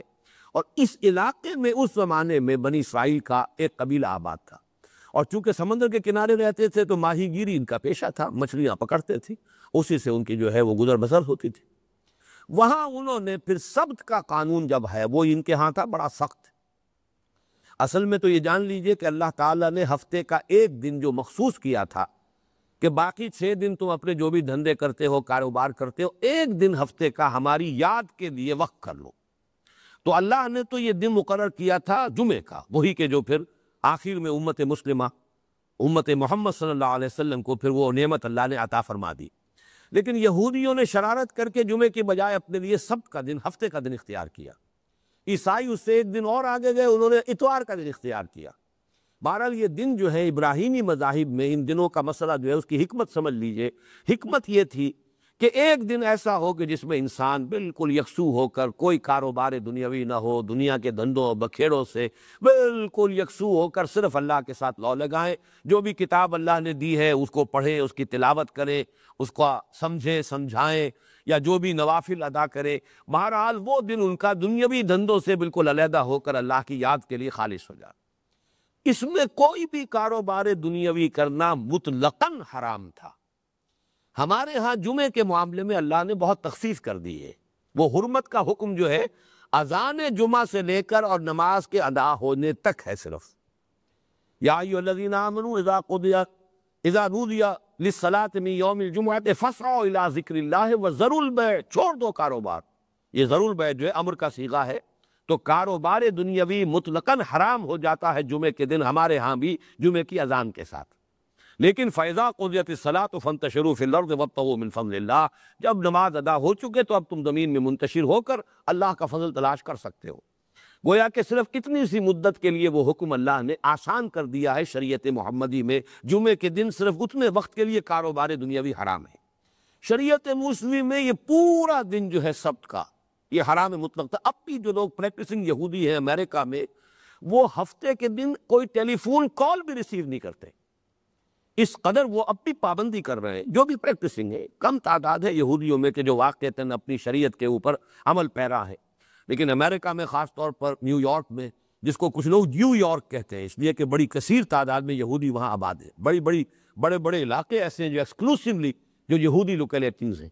ان میں ان کے سینیگاگس ہیں، اور آپ ان کے ہاں دیکھیں گے چلت پھرت جو ہے ان کی بڑی لمبی لمبی داڑھی، لمبی لمبی زلفیں، لمبے لمبے سیاہ کوٹ ان کے، اور دور سے کوئی شخص دیکھے تو معلوم ہو کہ کوئی بہت ہی بڑا کوئی عالم دین مسلمان چلا آ رہا ہے، سوائے اس کے کہ وہ ٹوپی ان کی چونکہ ہے وہ کالی ٹوپی، صرف اس کے ساتھ چونکہ وہ ہیٹ نما چھجا بھی ہوتا ہے، اس سے تو آپ سمجھ سکتے ہیں کہ یہ یہودی ہے، ورنہ باقی ہر اعتبار سے وہ بڑا متشرع قسم کا مسلمان نظر آتا ہے۔ اس لیے کہ شریعت موسوی اور شریعت محمدی علیہ صاحب الصلاۃ والسلام میں بہت سی چیزوں میں بڑی مماثلت ہے۔ بنیادی تو حکم وہی تھے جو کہ شریعت موسوی میں دیے گئے تھے، اسی میں کچھ تبدیلیاں ہوئی ہیں کہ جو شریعت محمدی صلی اللہ علیہ وسلم کی شکل میں ہمارے سامنے۔ تو بہرحال ان کے ہاں جو یہ سبت کا حکم بہت سخت تھا، اس میں یہ کہ مچھلیوں کو پکڑنے کے لیے بائل ہے، ان پر پابندی تھی۔ اللہ تعالیٰ نے حیوانات میں بھی ایک حص رکھی ہوئی ہے، بلکہ آج تو ہمیں معلوم ہے کہ جمادات میں بھی حص ہے، پتھروں میں بھی حص ہے، احساس ہے، نباتات میں بھی ہے، تو حیوانات میں تو ظاہر بات ہے اس سے کہیں بڑھ کر ہے۔ مچھلیوں کو بھی اندازہ ہو گیا کہ ہفتے کا ایک دن ہمیں کوئی کچھ نہیں کہتا، باقی 6 دن ہماری شامت رہتی ہے، تو وہ 6 دن جو ہے وہ ڈیپ واٹرز کے اندر ساحل سے دور چلی گئی، اور ہفتے کا دن جب آیا ساحل کے قریب آ رہی ہے، اٹکیلیاں کر رہی ہے، چھلانگیں لگا رہی ہے، جیسے کبھی کیماڑی میں کھڑے ہو کر دیکھیں آپ کبھی، تو کبھی کبھی کوئی جو ہے مچھلی جو ہے چھلانگ لگا کے اوپر آتی ہے، پھر وہ غڑپ سے پانی میں جاتی ہے۔ اب یہ اٹکیلیاں کر رہے ہیں، یہ غریب کھڑے دیکھ رہے ہیں، کیا کریں، پکڑ نہیں سکتے، ہاتھ بندھے ہوئے، شریعت میں ہاتھ باندھ دیا ہے۔ لیکن یہ کہ ہوتے ہوتے جب ایمان کمزور پڑا تو اب ہوتا یہ ہے کہ شریعت کو ظاہر کو برقرار رکھتے ہوئے اس کی روح کو ختم کرنا، یہ ہے وہ مرض جو مسلمان امتوں کا مشترک مرض ہے، ہم میں بھی پیدا ہوا۔ اس کی ایک بڑی مثال ان کے ہاں جو ہے بہت نمایاں مثال اس شکل میں آئی۔ انہوں نے کرنا یہ شروع کر دیا کہ ہفتے کے روز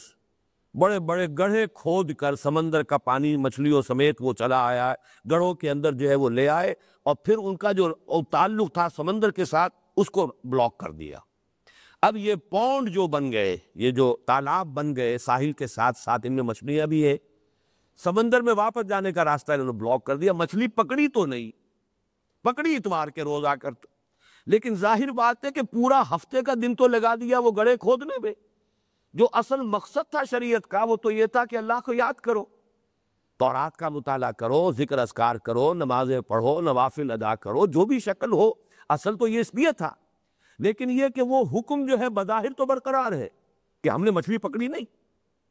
روح جو ہے اس حکم کی وہ ختم، اس لیے کہ وہ اللہ تعالیٰ کی یاد کی بجائے وہ گڑھے کھودنے میں لگ گئی. یہ ہے ایک دوسرا معاملہ کہ جو جنرلائزڈ فارم میں سامنے رکھیے. یہ ہیلوں بہانوں سے شریعت کا کوئی نظام جو ہے ظاہری طور پر برقرار رکھنا اور حقیقت کے اعتبار سے اس کو ملیا میٹ کر دینا. ہمارے ہاں یہاں تک کہا گیا ہے، اور یہ چیزیں ابو الفضل اور فیضی جیسے علماء کے بارے میں کہی گئی ہے، کہ اب شریعت کا چونکہ قانون ہے کہ آپ کے پاس مال جو ہے اور آپ صاحب نصاب سال بھر رہے ہو، ہولان ہول اگر ہو جائے تب زکوٰۃ جو ہے وہ آپ کے ذمے ہے. 11 مہینے کے بعد اپنی ساری دولت بیوی کے نام منتقل کر دی، لہذا آپ کے پاس دولت 11 مہینے نہیں رہی. اب آپ تو فقیر ہو گئے، آپ کے پاس کچھ نہیں ہے، نصاب نہیں ہے، لہذا زکوٰۃ نہیں دینی. اب 11 مہینے جب بیوی کی اس کی جو ہے ملکیت میں ہوئے تو اس کو واپس منتقل کروا لیا، تاکہ سال کسی پر پورا ہو ہی نہ، زکوٰۃ دینی نہ پڑے. اب یہ جو ہے یہ شریعت کے ساتھ کھیل ہے، مذاق ہے. بازی بازی بارش بابا ہم بازی،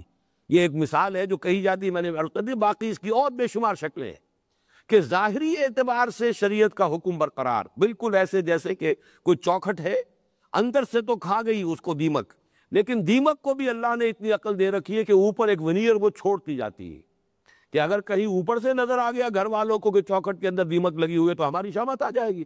لہذا اوپر وہ چپٹی سی رہتی ہے، اس کو وہ ختم نہیں ہونے دیتی، اندر ہی اندر جو ہے اس کو کھا جاتی ہے. تو شریعت کو اس کی اصل روح کو غتربود کر دینا، لیکن اس کے اوپر ایک ونیئر قائم رکھنا کہ شریعت کی پابندی ہو رہی ہے، یہ ہے شریعت کے ساتھ مذاق، جس کی سب سے نمایاں مثال یہ تھی. وَلَقَدْ عَلِمْتُمُ الَّذِينَ اعْتَدَوْا مِنْكُمْ فِي السَّبْتِ فَقُلْنَا لَهُمْ كُونُوا قِرَدَةً خَاسِئِينَ. یہ بھی نوٹ کر لیجئے، یہ واقعہ ابھی زیادہ تفصیل کے ساتھ سورہ اعراف میں آ چکا ہے. کیوں کہہ رہا ہوں؟ اگرچہ ترتیب مصحف میں تو سورہ اعراف بہت دور ہے ابھی، لیکن یہ کہ چونکہ ترتیب نزول میں سورہ اعراف مکی ہے اور یہ ہم پڑھ رہے ہیں سورہ بقرہ یہ مدنی ہے، اس کے نزول سے قبل سورہ اعراف نازل ہو چکی ہے. لہذا تفصیل جو ہے 163 آیت سے لے کر 166 آیت تک، یعنی 4 آیات میں وہاں تفصیل کے ساتھ یہ واقعہ آیا ہے. اور جو باقی تفاصیل انشاءاللہ جب وہاں پہنچیں گے تو اسی وقت اس کا مطالعہ کریں گے. اس وقت جتنی ضروری بات تھی اس آیت کو سمجھنے کے لیے وہ میں نے گوش گزار کر دی. وَلَقَدْ عَلِمْتُمُ الَّذِينَ اعْتَدَوْا مِنْكُمْ فِي السَّبْتِ، اور تم خوب جانتے ہو اپنے میں سے ان لوگوں کو جنہوں نے ہفتے کے قانون میں زیادتی کی، اس کو غتربود کیا، اس کو توڑا. وَقُلْنَا لَهُمْ كُونُوا قِرَدَةً خَاسِئِينَ، تو ہم نے ان سے کہہ دیا، یعنی ہمارا یہ حکم ہوا کہ بن جاؤ ذلیل بندر. یہاں پھر وہی دقت پیش آتی ہے ہمارے جدید مفسرین کو کہ یہ مس جو ہے مانوی تھا، ان کی سیرت کے اعتبار سے تھا، ان کے کردار کے اعتبار سے تھا، یہ شکلیں جو ہے تبدیل نہیں کی گئی تھی. یہ پھر وہی دقت ہے، خرق عادت کی کوئی توجیہ ایسی کرنے کی کوشش کہ جس میں فزیکل لاز ٹوٹنے نہ پائیں. یہ اصل میں خاص دور میں تو اس کا بہت ہی ہمارے علماء اور مفسرین کو جو ہے اس کا بہت شوق رہا ہے، اس لیے کہ یہ پچھلی صدی کے اواخر میں جبکہ سائنس آئی ہے ہمارے ہاں، اور وہ سائنس کا دور بھی تھا نیوٹونین فزکس کا دور، تو اس پر اتنا یقین تھا اس سائنس کے اوپر، فزکس کے اوپر، کہ گویا کہ قرآن مجید کو بھی ہم نے اس کے تابع کرنے کی کوشش کی. اگرچہ اس صدی میں جبکہ نیوٹونین ایرا شروع ہو چکا ہے، فزکس کے پریمیسز چینج ہو چکے ہیں، اس کی بنیادیں ہل چکی ہیں، اب وہ میٹر نام کی کوئی شے ہے ہی نہیں دنیا میں. میٹر ہے کیا؟ یہ تو انرجی ہی انرجی ہے، میٹر تو کوئی شے ہے ہی نہیں. جو کبھی 2 علیحدہ علیحدہ کیٹیگریز تھی، matter and energy, and matter is indestructible, یہ ساری جتنی بھی باتیں تھیں وہ سب کی سب ہوا ہو چکی ہیں. لیکن کچھ لوگ ابھی تک اسی فضا میں رہتے ہیں. یہیں پر اسی مقام پر لیکچر دیا تھا گائے ایٹن صاحب نے، اور میں نے حیران رہ گیا تھا ان کی زبان سے یہ الفاظ سن کر کہ آپ یہ نہ سمجھیے یورپ کے لوگ بھی اکثر و بیشتر، مغرب کے لوگ، یورپ کے، امریکہ لوگ بھی، وہ بھی آج بھی نیوٹونین ایرا میں رہ رہے ہیں ذہنی اعتبار سے. یہ جو آئنسٹائن کا فلسفہ، اس کے حوالے سے جو سارے فزکس کے معاملات میں انقلاب آ چکا ہے، یہ صرف فزسسٹ جو ہے، فزکس پڑھنے والے اور جو اس کے علماء ہیں، اس کے جو اسکالرز ہیں، وہ ان کو معلوم ہے. عام آدمی آج بھی نیوٹونین ایرا میں سانس لے رہا ہے، مغرب کا عام آدمی. تو ہمارے ہاں تو ظاہر بات ہے کہ یہ صورت جو ہے اس سے بھی زیادہ شدید ہے. تو ہر چیز کی کوئی نہ کوئی جو ہے فزیکل توجیہ کرنے کی کوشش قطعاً کوئی ضرورت نہیں. شکلیں مشق کی گئی ان کی، اور اس کے بعد آتا ہے روایات میں کہ 3 دن میں وہ سب کے سب ہلاک بھی ہو گئے. یہ مسخ جو ہے یہ اس معنی میں نہیں تھا کہ وہ مستقل پھر رہے ہوں، ان کو بندروں کی شکل میں تبدیل کیا گیا. کونوا قردۃ خاسئین، 3 دن تک وہ اس حالت میں رہے ہیں شدید کیفیت کے اندر، اس کے بعد وہ سب ہلاک ہو گئے. فجعلناها نکالا لما بین یدیہا، تو ہم نے بنا دیا اسے نشان عبرت ان سب کے لیے بھی جو اس وقت موجود تھے سامنے. اب یہاں بھی نوٹ کیجئے، اگر شکل نہیں بدلتی تو نشان عبرت کیسے ہو جائیں گے؟ بندروں کی خاصیت، بندروں کی سی سیرت تو آج بھی لوگوں کے اندر ہے. میں نے یہ واقعہ کئی مرتبہ پہلے تو بیان کیا، بہت عرصہ ہو گیا اس کا تذکرہ نہیں ہوا. مولانا احمد علی صاحب کا جوانی کا دور کا واقعہ یہ، جو اس زمانے میں نظر بند تھے یہ، اس لیے وہ جو بھی انگریزوں کا دور تھا اور اس میں وہی ریشمی رومال کی تحریک کے ضمن میں ان کا بھی کہیں نام تھا، تو یہ لاہور میں لا کر نظر بند کیے گئے تھے. وہ نوجوانی کا دور جو ہے ان کا شیراں دروازے کے آس پاس جو ہے وہ گزرا ہے. وہ یہ بیان کرتے ہیں کہ ایک روز میں یہ ڈبی بازار کا علاقہ جو ہے، شیراں سے پیچھے سے ہو کر جب آتے ہیں تو وہ ڈبی بازار میں، اور یہ کشمیری بازار کا علاقہ محیط ہے، کہ میں یہاں ایک روز کو دن کا وقت، دوپہر کے وقت میں کہیں گھوم رہا تھا تو ایک عجیب سا درویش ملا، اور اس نے کہا کہ میں کسی انسان سے ملنا چاہتا ہوں، مجھے کوئی پتہ دے سکتے ہو کسی انسان سے ملاقات کر سکوں؟ اب ان کا نوجوانی کا دور تھا کہ میں نے استہزائی انداز میں کہا یہ بھرا بازار ہے، آپ کو انسان نظر نہیں آ رہے؟ یہ سارے کون ہیں؟ یہ سب جو چاروں طرف ہے، یہ چل رہے ہیں، سودا خرید رہے ہیں، دکانوں پہ سودا بیچ رہے ہیں، یہ انسان نہیں؟ لیکن انہوں نے کہا اس شخص نے، نہیں مجھے تو کوئی انسان نظر نہیں آ رہا. اور اس وقت پھر مولانا احمد علی کہتے ہیں کہ میری عجیب کیفیت ہو گئی کہ میں نے جب دیکھا تو معلوم ہوا کسی دکان پر بندر بیٹھا، کسی پر سور بیٹھا ہے، کسی پر کوئی اور لنگور بیٹھا ہے. سب لوگوں کی جو مانوی سیرتیں تھیں وہ ظاہر ہو گئی ہے. تو ہم اب بھی سیرت و کردار کے اعتبار سے تو کسی کے اندر وہ نقالی ہے، بندر والی نقالی ہے، کسی کے اندر اونٹ والا کینہ جو ہے وہ موجود ہے، کسی کے اندر حرص ہے، کسی میں حسد ہے، کسی میں بغض جو ہے. یہ ساری کی ساری بیماریاں مسلمانوں کے اندر. کوئی اتنا جو ہے یوں سمجھیے کہ صفاک ہے کہ بھیڑیا ہے اصل میں انسانی شکل کے اندر، اس قدر بے رحم بھیڑیوں کی طرح. تو اس اعتبار سے مانوی مس تو آج بھی موجود ہے، ہر حال میں موجود ہے. کوئی بندر ہے، کوئی سور ہے، کسی کے اوپر جو ہے جنسی جذبہ اتنا سوار ہے کہ وہ سور بن چکا ہے اپنی سیرت و کردار کے اعتبار سے، لیکن ہے وہ انسانی شکل میں. تو اصل میں نکال کا لفظ آیا ہے، وہ ان کے لیے نشان عبرت بن گئے. نشان عبرت تو بغیر شکل کی اور صورتوں کے مس کے بغیر نشان عبرت کا لفظ جو ہے وہ اس کے ساتھ جو ہے پوری طریقے سے مطابقت نہیں رکھتا. فجعلناها نکالا لما بین یدیہا وما خلفہا. اور پھر یہ واقعہ چونکہ ان کے ہاں بہت عرصے تک جو ہے اس کی یاد باقی رہی، تو ان کے بعد والوں کے لیے بھی، پیچھے آنے والوں کے لیے بھی وہ ایک نشان عبرت بنا رہا. وَمَوْعِظَةً لِّلْمُتَّقِينَ. اور پھر یہ کہ وہ اہل تقوی جن کے دلوں میں اللہ کا خوف ہے ان کے لیے نصیحت کا ذریعہ بنا. مجرموں کے لیے نشان عبرت اور اہل تقوی کے لیے موعظت اور نصیحت کو اخذ کرنے کا معاملہ. جیسے کہ حضور نے فرمایا السعید من وعظ بغیرہ، اصل میں سعادت مند وہ ہے جو دوسرے کو دیکھ کر اس سے نصیحت اخذ کر لے، اس سے اپنے لیے جو ہے وہ عبرت پکڑے اور اپنی روش کو درست کر لے. اب اس کے بعد جو واقعہ آ رہا ہے، اور بلکہ یہ واقعہ ایک ہے لیکن یہاں 2 واقعات کی شکل میں اس کو بیان کیا جا رہا ہے. یہ ذرا طویل ہے، اس میں ذرا ہم ترجمہ پہلے کر لیتے ہیں، پھر اس کے بارے میں مفصل گفتگو کریں گے. وَإِذْ قَالَ مُوسَىٰ لِقَوْمِهِ إِنَّ اللَّهَ يَأْمُرُكُمْ أَن تَذْبَحُوا بَقَرَةً.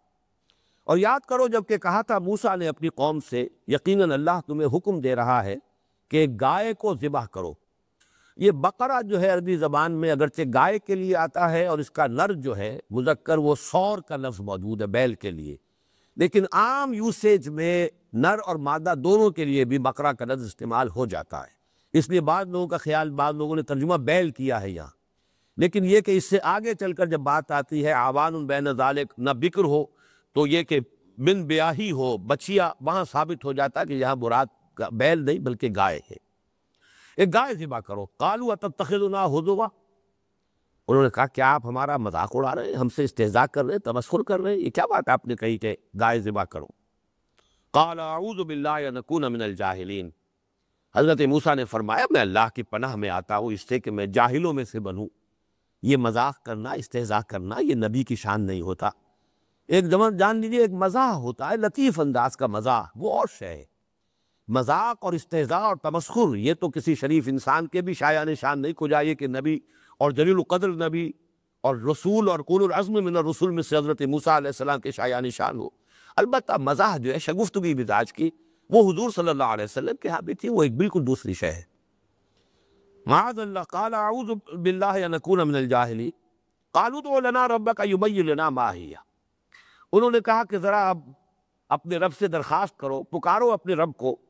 کہ وہ ہمارے لیے واضح کر دے کہ وہ کیسی گائے چاہتا ہے، کیسی گائے ہم ذبح کریں۔ قال انہ یقول انہا بقرۃ لا فارض ولا بکر،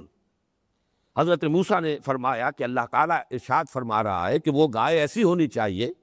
کہ نہ تو بہت بوڑھی ہو فارض ولا بکر،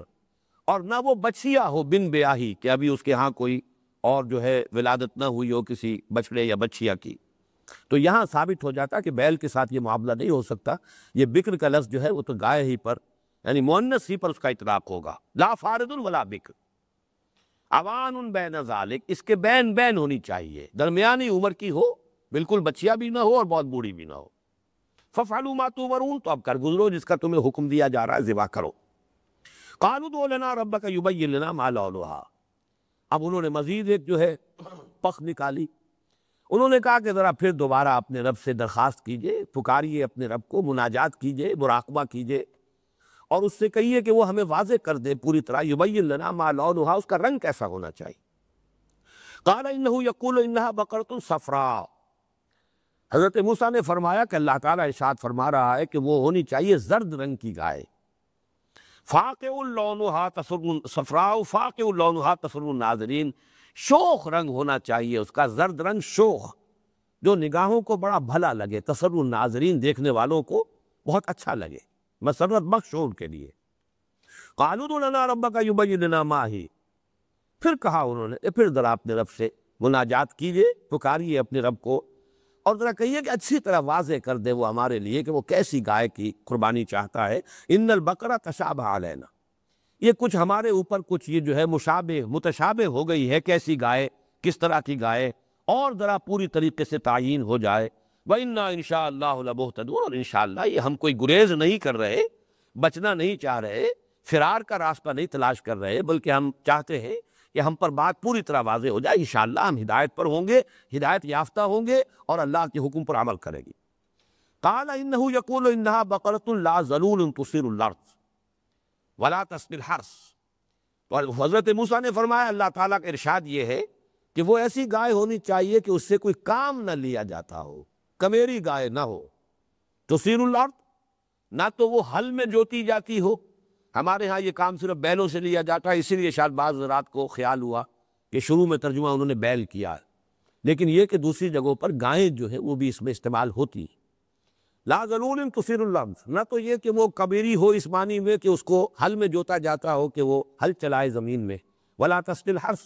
اور نہ ہی وہ کسی رہٹ کے اندر جوتی جاتی ہو کہ اس سے وہ کھیتی کے اندر جو ہے سیراب کرے پانی، کسی رہٹ کو چلائے اور اس سے جو ہے پانی کسی کھیتی کے اندر سیراب کیا جائے، یا جیسے کہ بڑے گہرے کنوؤں میں سے کھینچے جاتا ہے پانی ڈول بڑا سا لے کر، اور وہ بیل جو ہے دور تک رسے کو کھینچتے ہوئے چلے جاتے ہیں، تو نہ تو ان کسی کاموں میں سے اس کا کوئی حصہ نہیں ہونا چاہیے۔ مسلمۃ لا شیۃ فیہا، اور دیکھو پوری طرح سالم یک رنگ ہونی چاہیے، اس میں کسی دوسرے رنگ کا کوئی دھبا نہ ہو۔ قالوا الآن جئت بالحق، انہوں نے کہا کہ اب آپ نے بات پوری طرح واضح کر دی، اب آپ صحیح بات جو ہے آپ کی طرف سے اس کی پوری وضاحت ہو گئی۔ فذبحوها وما كادوا يفعلون، تب انہوں نے ذبح کیا اسے اور وہ ہرگز کرنے والے نہیں تھے۔ اب اس میں ذرا سمجھ لیجئے کہ اس کا پس منظر کیا ہے۔ واقعہ جو ہے اصل میں ایک واقعہ ہے جس کو دو واقعوں کی شکل میں چونکہ یہاں بیان کیا جا رہا ہے، میرا خیال ہے بہتر یہ ہے کہ وہ دوسرے واقعے کو بھی ہم ترجمے کی حد تک مکمل کر لیں، پھر اس پر گفتگو کرتے ہیں۔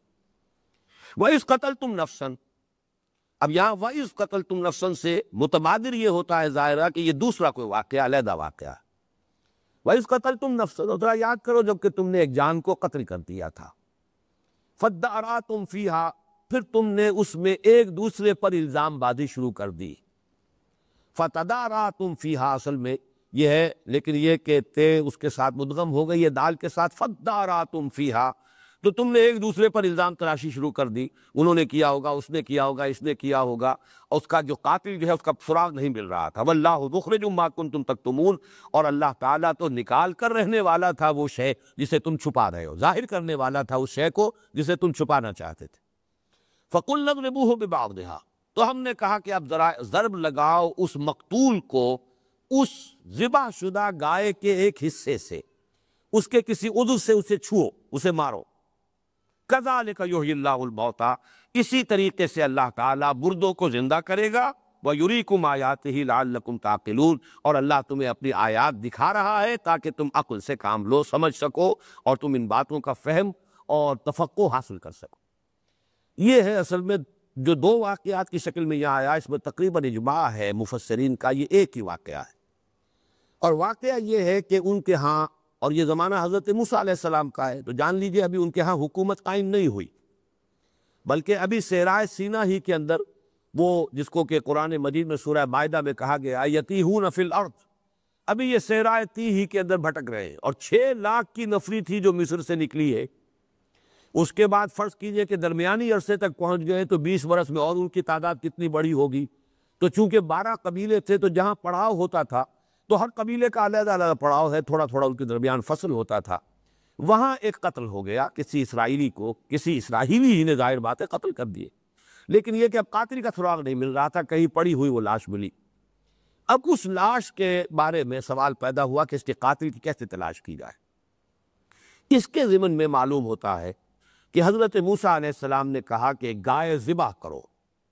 اور گائے کے ذبح کرنے کے اندر ایک مصلحت یہ سامنے آ گئی کہ چونکہ یہ مصر میں جب رہے تھے، اور مصر میں یہ گائے گاؤ پرستی جسے ہم کہتے ہیں، تقدس کا معاملہ جو ہے گائے کے بارے میں وہ ان کے ذہنوں میں راسخ تھا، اور اسی لیے انہوں نے جب حضرت موسیٰ علیہ السلام کو اللہ تعالیٰ نے بلایا ہے کوہ طور پر تورات دینے کے لیے، تو انہوں نے گائے کی پرستی، بچڑے کی پرستی شروع کی تھی۔ اب یہ ہم یقین سے نہیں کہہ سکتے کہ یہ واقعہ اس سے پہلے کا ہے یا یہ واقعہ اس کے بعد کا ہے، لیکن یہ یقینی بات ہے کہ ابھی صحرائے تی ہی میں قوم تھی، اس لیے کہ حضرت موسیٰ علیہ السلام کا انتقال ہو گیا ہے اسی 40 سال کے عرصے میں۔ یتیہون فی الارض فإنہا محرمۃ علیہم 40 سنۃ یتیہون فی الارض، اور چونکہ حضرت موسیٰ کا واقعہ ہے تو ابھی یہ کہ ان کی بنی اسرائیل کی کوئی ریاست وجود میں نہیں آئی تھی، تھے ابھی صحرائے سینائی میں۔ یہ بھی ہو سکتا ہے تورات ابھی نہ دی گئی ہو، اور اسی کا زیادہ گمان ہے کہ اس سے پہلے کا یہ واقعہ ہے۔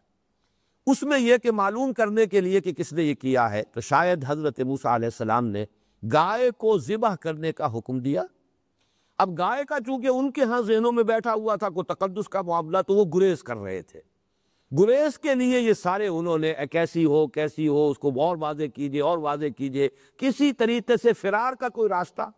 یا مین میخ نکالنے کی ایک عادت کے جو مسلمان امتوں کے اندر پیدا ہو جاتی ہے، گریز بھی ہوتی ہے بات سے بچنے کے لیے، ادھر ادھر کے سوالات،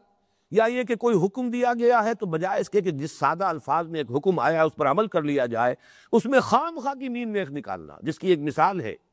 کہ جب حج کی فرضیت کا حکم آیا ہے مسلمانوں کے لیے، تو ایک صاحب نے کھڑے ہو کر کہا کہ حضور کیا ہر سال فرض ہے؟ حضور نے اعراض فرمایا، جواب نہیں دیا، وہ ادھر آ گیا، حضور کیا ہر سال فرض ہے؟ پھر آپ نے سکوت اختیار فرمایا، پھر اس نے تیسری مرتبہ سوال کیا، تو پھر آپ نے ذرا سخت لہجے میں ڈانٹ کر اس سے کہا کہ جو چیز اللہ تعالیٰ نے مجمل رکھی ہے تم کیوں اس کے بارے میں کھود کرید کر رہے ہو؟ اگر میں کہہ دوں کہ ہاں ہر سال فرض ہے تو ہمیشہ کے لیے فرض ہو جائے گی ہر سال، لیکن یہ کہ تم خواب خواہ ایک چیز اللہ تعالیٰ نے مجمل رکھی ہے، زندگی میں ایک مرتبہ بہرحال وہ فرض ہے، باقی یہ کہ جس کو اللہ توفیق دے ہر سال کر سکتا ہو تو کرے۔ اور ایک روایت میں یہ آتا ہے کہ جس شخص کے اندر استطاعت ہو اور 5 سال گزر گئے ہو نہ جا رہا ہو، تو ایک طرح کی ملامت جو ہے اس حدیث کے اندر آئی ہے استطاعت والے کے لیے، اور حلال کے ذریعے سے، حرام ذریعے سے نہیں، کہ حرام ذریعے سے دولت کما کر جو ہر سال حج کیا جا رہا ہے اس کو ذہن سے نکال دیجئے، لیکن یہ کہ حلال ذرائع سے کسی شخص کے لیے استطاعت ہے، تو پھر یہ کہ ایک حدیث میں تشویق اور ترغیب ہے کہ 5 سال اگر گزر گئے اور ایک شخص نہیں گیا ہے تو ایک طرح کی مغایرت سی ہے، شکوہ سا ہے اللہ کی طرف سے اس حدیث کے اندر جو سامنے آیا، اس کا متن میرے اس وقت مستحضر نہیں۔ بہرحال یہ ایک مثال ہے کہ خام خواہ اس طرح کے احکام میں مین میخ نکال کر اپنے اوپر سختیاں کروانا، ایک تو اس کی مثال سامنے آ گئی۔ اب یہ جو گائے ذبح کی گئی تھی، چونکہ بعد میں شریعت موسوی میں قسامہ کا ایک جو واقعہ، ان کا ایک طریقہ مقرر کر دیا گیا، اس سے رہنمائی ملتی ہے۔ جو جانور اللہ کے نام پر ذبح کیا گیا ہے وہ گویا کہ شعائر اللہ میں سے ہے۔ یہ وہ بات ہے، میں چونکہ اس مسئلے میں کافی غور کرتا رہا ہوں پچھلے 2 ہفتوں سے کہ اس کی اصل حکمت کیا ہے، اور میرا ذہن منتقل اب ہوا ہے سورہ حج کی اس آیت کی روشنی سے، وَالْبُدْنَ جَعَلْنَاهَا لَكُم مِّن شَعَائِرِ اللَّهِ، جو جانور اللہ کے لیے ذبح کیا گیا ہو اسے بھی قرآن نے شاعر اللہ میں سے قرار دیا ہے۔ وہ اونٹ جو اللہ تعالیٰ کی راہ میں ذبح کیے گئے ہیں اور جو کہ یعنی قربان کیے جاتے ہیں خانہ کعبہ کے پاس لے جا کر، وہ بھی اللہ کے شاعر میں سے، وَالْبُدْنَ جَعَلْنَاهَا لَكُم مِّن شَعَائِرِ اللَّهِ۔ اب ان کے پاس کوئی شاعر اللہ میں سے شے موجود نہیں ہے اب تک۔ خانہ کعبہ ابھی ان کا کوئی تعارف ہی نہیں، ہیکل سلیمانی ابھی وجود ہی میں نہیں آیا، وہ تو ابھی سمجھیے کہ اور 500 برس کے بعد حضرت سلیمان کے ہاتھوں جو اس کی تعمیر ہوگی۔ تو یہ گویا کہ قربانی اللہ کے نام پر گائے کی کرا کر اور اس پر قسم دلانا کہ اب آؤ اور قسم کھاؤ، جو مختلف قبیلے کے لوگ آئیں اور قسم کھائیں کہ ہم نے قتل نہیں کیا، تو یہ گویا کہ قسامہ کا ایک اصول جو ہے جو بعد میں ان کی شریعت میں آیا بھی ہے، اور یہ مستقل قاعدہ ہو گیا تھا قتل کے مقدمات میں کہ اگر کسی مقتول کے قاتل کا پتہ نہ چل رہا ہو تو پھر ایک گائے ذبح کی جائے، اور جہاں اس گائے کو ذبح کیا گیا وہاں آ کر مختلف لوگ جو ہے وہ اپنے ہاتھ دھوئے اس گائے کے اوپر اور یہ کہیں کہ ہم بری ہیں، ہمارے ہاتھ صاف ہیں، ہم نے اسے قتل نہیں کیا۔ تو چونکہ یہ شاعر اللہ میں سے، جیسے فرض کیجئے آپ کے ہاں قرآن مجید اٹھوایا جاتا، قسم کھاؤ، حلف اٹھاؤ، قرآن ہاتھ میں اٹھا کر قسم کھاؤ کہ میں نے یہ جرم نہیں کیا ہے، تو اس کے لگ بھگ یہ معاملہ کیا گیا کہ اللہ کے نام پر گائے ذبح کرائی گئی اور اس گائے پر آ کر سب کے سب قسم کھاؤ کہ تم نے قتل نہیں کیا ہے۔ اور چونکہ وہ لوگ یہ بھی کر گزرے، لہذا اس کا مسئلہ یہ کیا گیا کہ اللہ تعالیٰ نے پھر آخری شکل یہ کی کہ اللہ حضرت موسیٰ علیہ السلام سے فرمایا کہ اب ذرا اسی گائے کا ایک ٹکڑا جو ہے اس سے اس شخص کی مقتول کی لاش کو چھوؤ اور وہ ہم اسے زندہ کر دیں گے تھوڑی دیر کے لیے، اور پھر یہ کہ وہ اپنے قاتل کا نام بتا کر پھر اس کا انتقال ہو گیا۔ یہ واقعہ ہے کہ جو مفسرین نے بیان کیا ہے، تو یہ گائے کا ذبح کرنے کا حکم در حقیقت متعلق تھا اس سے کہ شاعر اللہ کا ایک وجود ہو اور اس پر قسم لی جائے لوگوں سے کہ وہ اعلان برات کریں کہ ہم نے قتل نہیں کیا، لیکن چونکہ پوری قوم وہ قسم کھا گئی،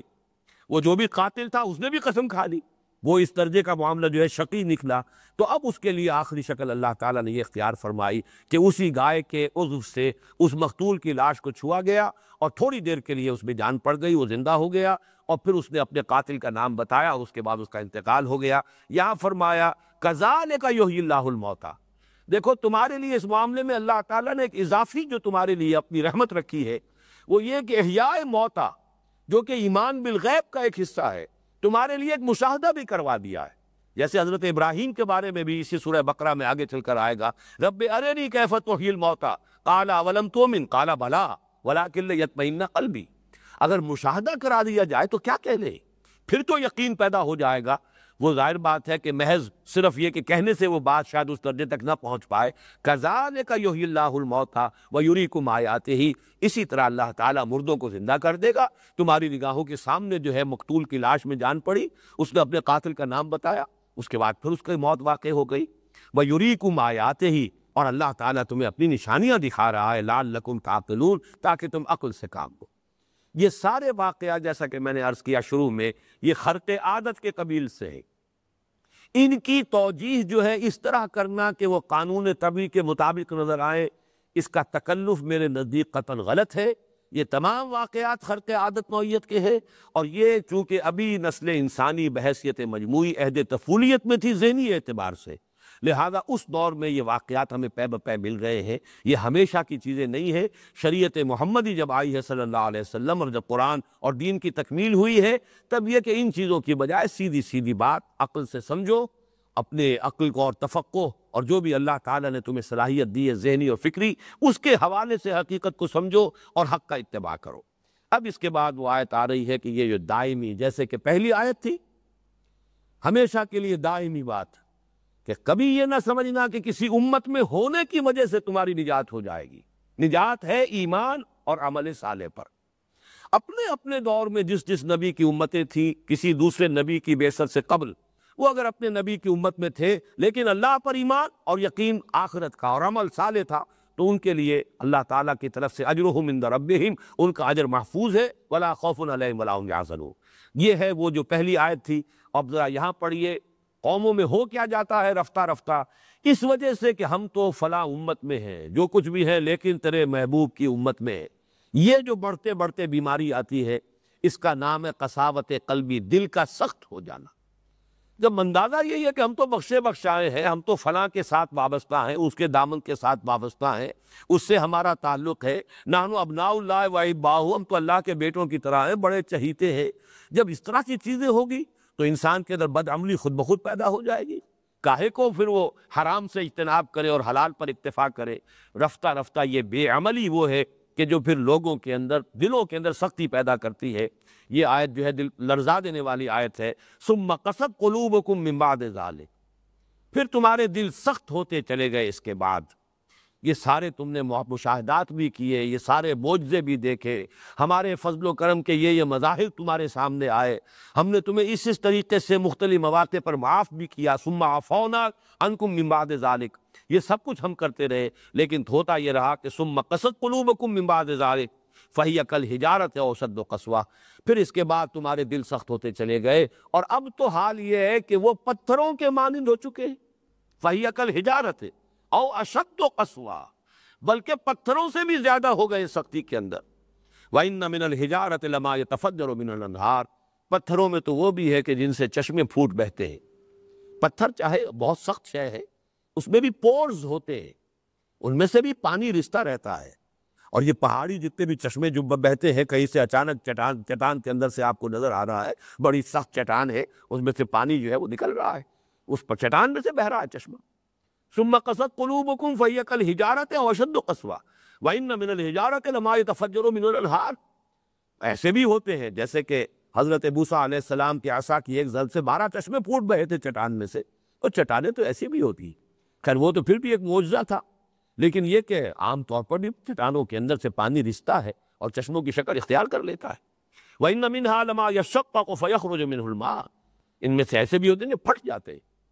اور ان میں سے پانی برآمد ہو جاتا ہے۔ وَإِنَّ مِنْهَا لَمَا يَهْبِطُ مِنْ خَشْيَةِ اللَّهِ، اور ان میں سے وہ بھی ہیں وہ چٹانیں جو اللہ کی خشیت اور خوف سے گر پڑتی ہیں۔ وَمَا اللَّهُ بِغَافِلٍ عَمَّا تَعْمَلُونَ، لیکن اللہ غافل نہیں ہے اس سے جو تم کر رہے ہو۔ تمہارے دلوں کی سختی جو ہے ان پتھروں کی سختی سے زیادہ بڑھ چکی ہے۔ اس کے ضمن میں بھی ایک بات جان لیجئے، ایک تو جیسا کہ میں واضح کر چکا ہوں، اس کا تعلق آج کے درس کی پہلی آیت کے ساتھ ہے کہ یہ کسی گروہ میں ہونا اور اپنی نجات کے بارے میں مطمئن ہو جانا، نچنت ہو جانا، ہم تو نجات یافتہ ہے ہی، اس کا نتیجہ کیا نکلتا ہے وہ یہ ہے ثم قست قلوبکم فہی کالحجارۃ او اشد قسوۃ۔ اور آج ہم اپنی آنکھوں سے خود مسلمانوں میں یہ کیفیت دیکھ سکتے ہیں۔ یہ صورتحال جو ہے، البتہ ایک بات ضرور ہے کہ ایک طبی نتیجہ بھی نکلا کرتا ہے، اور وہ طبی نتیجہ حضرت ابوبکر رضی اللہ تعالیٰ عنہ کے قول کے حوالے سے میں نے کئی مرتبہ بیان کیا ہے۔ ان کے عہد خلافت میں کوئی وفد باہر سے آیا، اور اس وفد کے سامنے جب قرآن مجید پڑھ کر سنایا گیا تو ان میں سے بہت سے لوگوں کے آنکھوں سے آنسو بہہ نکلے۔ حضرت ابوبکر نے اس پر یہ فرمایا، ہاکذا کنا حتی قست القلوب، یہی حال ہمارا بھی ہوا کرتا تھا، کبھی قرآن سنتے ہی یا پڑھتے ہی ہماری آنکھوں سے بھی آنسوؤں کی ندیاں رواں ہو جاتی تھی، یہاں تک کہ دل سخت ہو گئے۔ اب یہ دل کی سختی جو ہے، یہ جو سختی ہے حضرت ابوبکر جس کا تذکرہ کر رہے ہیں، معاذ اللہ اس سختی پر قیاس نہ کر لیجیے۔ بسا اوقات الفاظ مشترک ہوتے ہیں، حضور کے لیے لفظ ذنب آ گیا قرآن میں، فاستغفر لذنبک، اے نبی اپنے گناہ کے لیے اللہ تعالیٰ سے استغفار کیجیے، لیکن یہ کہ حضور کا گناہ کیا ہوگا اور ہمارا گناہ کیا ہے، کہیں آپ لفظی مشارکت کی وجہ سے مغالطے میں نہ ہو جائیں کہ نسبت خاک رابہ عالم پاک حضرت محمد صلی اللہ علیہ وسلم کی جو تھوڑی یوں سمجھیے کہ اللہ تعالیٰ کے ساتھ جو تعلق کی شدت ہے، اس کی جو شدت اور حدت ہے، اس میں تھوڑی سی کمی آتی تھی تو اس کو بھی حضور سمجھتے تھے کہ میرے دل پر پردہ آ گیا ہے۔ انہ لیغان علی قلبی وانی لاستغفر اللہ 70 مرۃ فی کل یوم، لیکن ہم اپنے دلوں کے حجابات پر حضرت حضور کے قلب کے حجاب کو قیاس نہیں کر سکتے۔ اسی طرح یہ ایک سختی آ جاتی ہے۔ قرآن مجید جب شروع میں نازل ہوا ہے تو جو کیفیت صحابہ کرام کی ہوتی تھی، اب پڑھتے رہنے سے، مسلسل پڑھتے رہنے سے ظاہر بات ہے کہ ایک اس کے ساتھ مانوسیت بھی ہو گئی ہے، اس کے ساتھ گویا کہ ایک طرح کی عادت سی بھی بن گئی ہے، تو اس کے حوالے سے کسی درجے میں شدت کے اندر کمی آ جانا یہ وہ بات نہیں ہے۔ وہ قساوت قلبی وہ ہے کہ جس کی وجہ سے انسان فسق اور فجور میں مبتلا ہو جائے اور پھر بھی یہ سمجھے کہ ہم تو بخشے بخشائے ہیں، ہم تو اللہ تعالیٰ کے چہیتے اور لاڈلے ہیں۔ اللہ تعالیٰ اس قسم کے تمام مغالطوں سے ہمیں اپنی امان میں رکھے۔ اقول قولی ھذا واستغفر اللہ لی ولکم ولسائر المسلمین والمسلمات۔